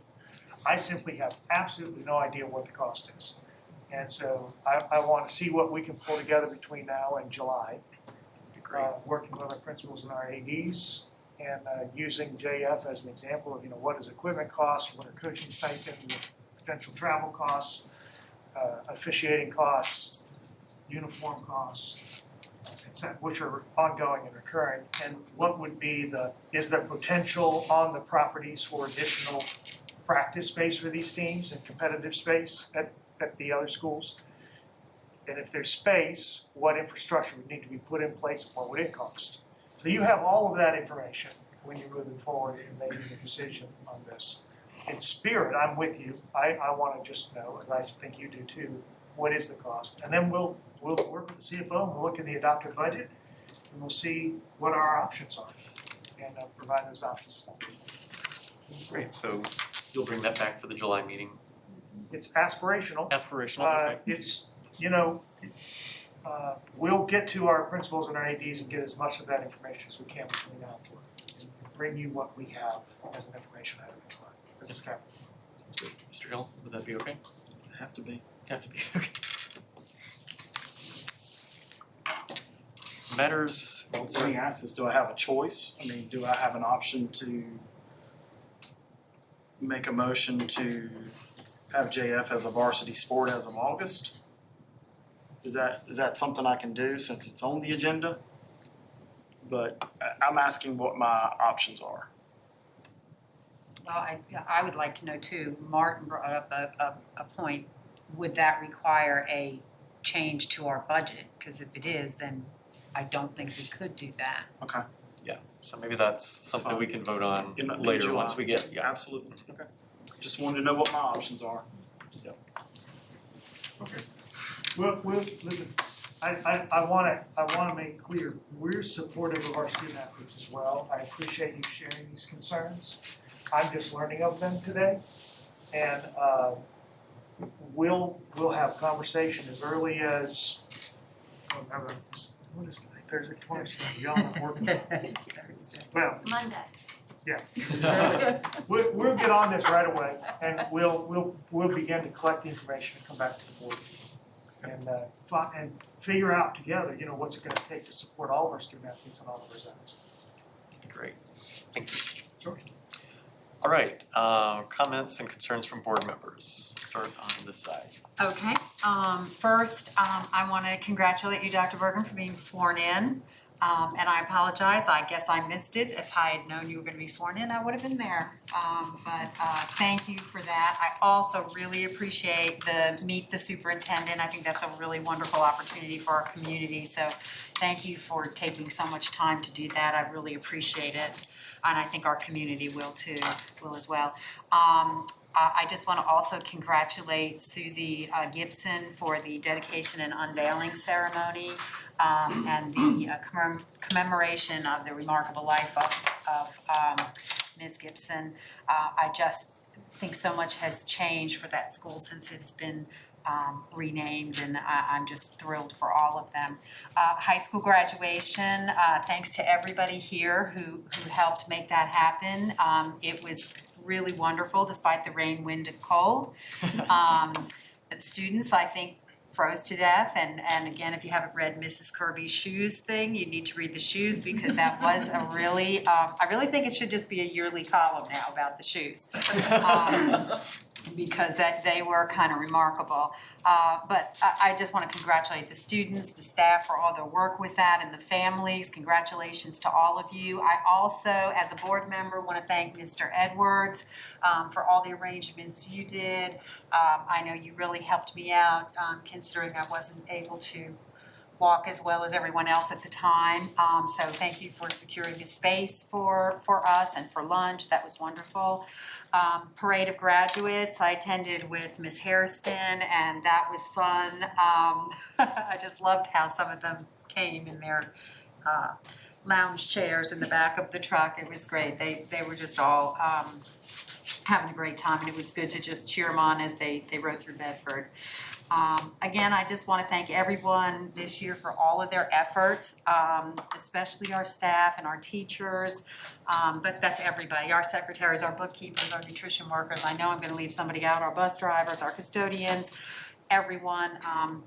You all just really climbed an incredible mountain this year, and I knew that it really took a lot of time, and that you created plans and recreated plans, and you kept smiling through it, so I just really want you to know I appreciate it, and I hope you take some time this summer to recoup and refresh. The one thing I do want to ask for Dr. Bergen is I'm interested in our preliminary SOL numbers. Would we be able to get a report on the preliminary performance at this time? And I know it's not attached to accreditation this year, but still be interested in where we are at this point in time. I know there are kids in summer school, but just at this point in time, where are we? Can we possibly get some of that information? Sure, we would have some of that information. Was all the test? What would the assessment for Dr. Dewey's assessment, Mr. Blankenship? All of the information would be available electronically at this point? Yes, Some of it. yes, and for any kind of aggregate, it has to be pulled together and reported, so, we're still in the midst, as Dr. Minnis said, we're still in the midst of summer work and really retesting work from spillover from the spring, but certainly at some point we will have that. We can talk with Mr. Blankenship about whether that's a July thing or an August thing, to make a more, to have a more realistic and complete picture. Yeah, so we'll follow up, see what we have, what exists. I would feel some level of aggregate information that's available without any staff time, much staff time at all. So we'll pull that together. Okay, thank you so much. And that's all I have. Thank you. Okay, I do. Again, I'd like to echo some of the things that Dr. Mealy said. Welcome, Dr. Bergen. I'm just super excited, looking forward to working along with you. And I'm so excited about the community engagements and the things that you've done already and what I've heard from the community members. And they're just so appreciative for your involvement already, and giving them an opportunity to share what their thoughts are as well. And I want to congratulate all of the new administrative appointments tonight. So thank you guys. I'm really super excited about your placement at the various schools. And also, I attended the Susie G. Gibson dedication of the unveiling of her portrait on Saturday, this past Saturday, and it was beautiful. It was such an honor to be among so many of the alumni. And I also want to just congratulate and thank the team here, the steering committee team, Dr. Dewis and Mr. Doss, and also Kim Halterman, former principal, and all of their work and efforts. I know the alumni were just super appreciative of your work. The sign is beautiful out there. It looks just great. And the portrait, I tell you, the artist, he did a fabulous job in truly capturing Mrs. Gibson and that teacher look, her eyes, you look at her eyes and you think she's got that teacher look going on there. But I also want to say to each of the board members and this is personal, I want to thank each of you for your vote of yes on February the 6th in allowing the school to regain its name, Susie G. Gibson. You may never know the impact that your vote had on the community. It was tremendous, and I continue to hear it. So I just want to say to each of you, thank you for your vote of yes there. And also, yep, I attended those graduation ceremonies and the parade of graduates, which was just wonderful. And I love the shoes too that the students wore. So I just want to say to everyone, staff members, teachers, just all of you, thank you for all of your hard work. This was just a very challenging year, and you did it with such grace. You kept the students' interest first and foremost, and so I'm very, very thankful for that. And for the teachers and everyone, I just hope that everybody has just a great summer. Just kick back, relax, and just enjoy yourselves for a while. Thank you, that's all. They've earned it. Yeah, they have. Ms. Kirby. Martin always says he sounds like a broken record, and I kind of get it on some things. Dr. Bergen, again, welcome, as if you haven't heard that enough tonight. It doesn't feel like this is your first meeting. It feels like you've been here, and it feels like you belong here. So we're really glad to have you. I'd like to say congratulations to Emily Duncan of Stanton River High School. She was the Alice Mahone Scholarship recipient from the Bedford Professional Women's Club. She was really an impressive young woman. Just so articulate, and she just had everything together, and so just on top of it. And I know she's going to continue to do great things, and I can't wait to see where she goes. And as Dr. Bergen mentioned earlier, he did speak to our organization, and he was very well received within the community. And I urge anyone who has not had the chance to interact with him to show up at the library, show up at one of the meet and greets, have him come and speak to your organization. He's very, people feel good when they talk to him, and that's a compliment. And speaking of speakers, I said went to all 3 graduations with all of us, and one thing I noticed was the echo on the field when the graduates would speak, the way that it would echo back on them. I don't know how they did it. Public speaking's hard enough for me as it is. But to hear your own echo and the way that they just handled themselves so well, they did a phenomenal job. And everyone that put it on, it was wonderful for all of us to be together, wonderful for us to be able to celebrate them again. And I want to thank everybody, and I want to wish our 2021 graduates the very best. I want to wish them much success. And I want to thank the community. People mentioned the parade. Everybody comes together.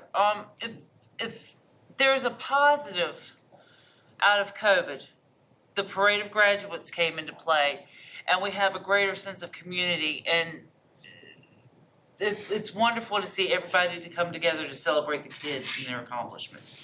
I hope that does continue.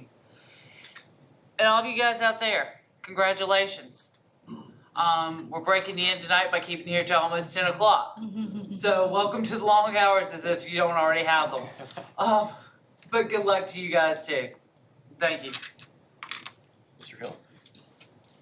Yeah, I was told tonight's meeting was gonna be very short. You were? Yeah. We were. All right, so let me go real quick. Dr. Bergen, as they've said, welcome. Your first meeting is now in the books, so officially the honeymoon phase is over. So welcome aboard. I did also attend all 3 high school graduations. It was interesting that we lived 3 of 4 seasons within a 8-hour time period. But I thought all 3 individual schools were represented well. Each ceremony was different, and it highlighted the success of each and the uniqueness of each. And so I thought the graduations were awesome. Never before did I think I would be so excited to see 25-year-old carpet drug out on the side of a curb than this past week when I went through Forest Middle School to see that nasty carpet finally heading to the dumpster. So, Dr. Norman, we're actually getting both phases instead of the Marriott and Motel 6, as they call it at the school. We're hopefully going to have the other side looking just as well. So excited about that. Welcome to Forest Middle School. He survived the Hill children when he was a PE teacher. I think part of them chased him off to the high school, but we're glad to have you back. Speaking of JF, the U.S. News come out this, I think it was the last week, and JF is number 48 in Virginia high schools, but number 1 in Lynchburg, Virginia metro high schools, and number 1 in Bedford County public schools. So I wanted to give a shout out to Brian Wilson and his team and the Jefferson Forest High School. Board meetings. I know I sound like a broken record. I want to encourage that the board meet in other locations other than this room. I think we owe it to our communities to get out into those buildings. 1, so we all see what's happening in those buildings. And then 2, it allows parents, teachers, our kids to come and see what we're talking about when they normally are not willing to drive, to Bedford. But I know I've been talking about that for about 2, maybe 3 years now, and I'd really like to see some action in us doing some of these road shows and making sure people are able to join. So, and then my last is really a question for our sports teams that are not in season. What phase are they considered? Are they still phase 3? What is the protocol for those teams? If you don't have it, I'm getting lots of questions about it, and so if your staff can get that back to me so I know what to tell them. And it would be great if we could put it on a website or some type of communication to the community for these teams. It's hot outside for us to be requiring, masks, and there's still some teams that aren't even able to pass a ball. And just need to understand that everybody is doing the same thing and we have clear communication as to what those requirements are. That's all for me. Mr. Leamy. Congratulations to the class of 2021. May you show the resilience that you showed this year for the rest of your life. Dr. Bergen, thank you for being here.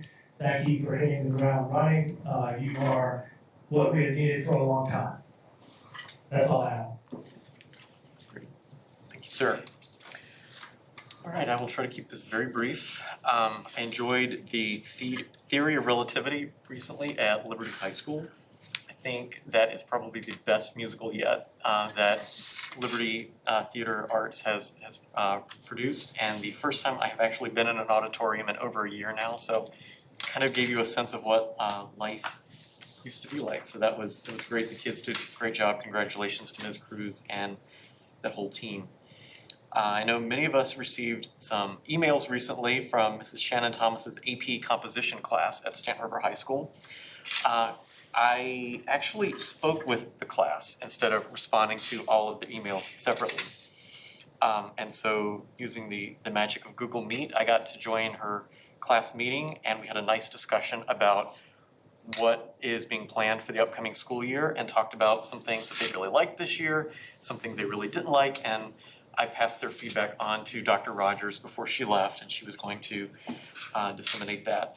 Just to give you a little rundown though, they loved Flex Wednesdays, and I had to break the bad news that Richmond was not allowing us to do that this year, but which they understood, but they said, if we ever get that freedom again, they would love some sort of incentive like that. And I think the teachers loved it just as much as the students. Deadlines and communication were 2 of the challenges, and they also liked the learning coaches, but not necessarily being with their learning coach all day, every day. They like the idea of the learning coach as someone that can really help them develop those independent skills and brush up their learning style and things like that. So hopefully that will continue in some iteration in the upcoming school year as well. So I would like to thank Ms. Thomas and all of her students for their very thoughtful feedback. Monday night, I attended the quarterly meeting of the Roanoke Valley Governor's School Board. We are on track with the budget, but I think the biggest issue right now is some of the slots might be unfilled for the upcoming year because of COVID issues. So administration there and the board are looking at possibly granting school divisions a 1-year tuition waiver for any unfilled slots there. So stay tuned. We should get more information on that over the summer as actual numbers come in. The other announcement was we got a 2-page list of all of the seniors graduating, and we have 2 Golden Eagles there. Andrew Glodemans, congratulations, going to the College of William and Mary, and Sarah Spradlin joining us at VT in the fall. So congratulations to both of them and to all of the other Roanoke Valley Governor's School grads. Like everyone, I survived the coldest day of May in the history of I don't know how long. Period. Yes, I never thought I would be that cold in the month of May, but here I was. But graduation ceremonies were wonderful. Everyone did a great job. One of the graduation speakers from Liberty High School was actually a student that we had on the student advisory committee several years ago. So it was really gratifying to see this little middle schooler now, all grown up, speaking very boldly and confidently and sharing his life story, and really one of the most inspirational speakers that I've heard in a long time. So congratulations to the class of 21 and everyone that made that possible, and a big shout out to Mr. Edwards for the delicious lunch. That was great. And to echo Dr. Mealy, I've been attending tech games for a long time, and sadly that was the best seat in the house I've ever had at any game. I was there in the press box at Williams Stadium, but fantastic event. Thanks to everyone. My last point does kind of echo Mr. Hill. I've also heard some concerns about sports that are still operating in phase 3, and I was hoping that the board would just give consensus to allow administration to make that change without any further board approval. That's fine. Absolutely. So administration, feel free to act without board approval on that. All right, so Dr. Bergen, I believe I heard 3 requests. You're going to investigate the possibility of some discipline reports, preliminary SOL scores, and the cost/budget impact of lacrosse programs. Okay. Great. Any other board requests that I may have missed? Oh, the parameters around the proclamations, student recognition. Yep. Okay. It would be great to get more of them in here. Absolutely. All right, so do we have a motion to adjourn? So moved. All right, Mr. Hill makes a motion to adjourn. Do we have a second? Second. Second by Ms. Kirby. All those in favor, please say aye. Aye. Aye. Any opposed? All right, we are adjourned. Have a great evening. What's left of it?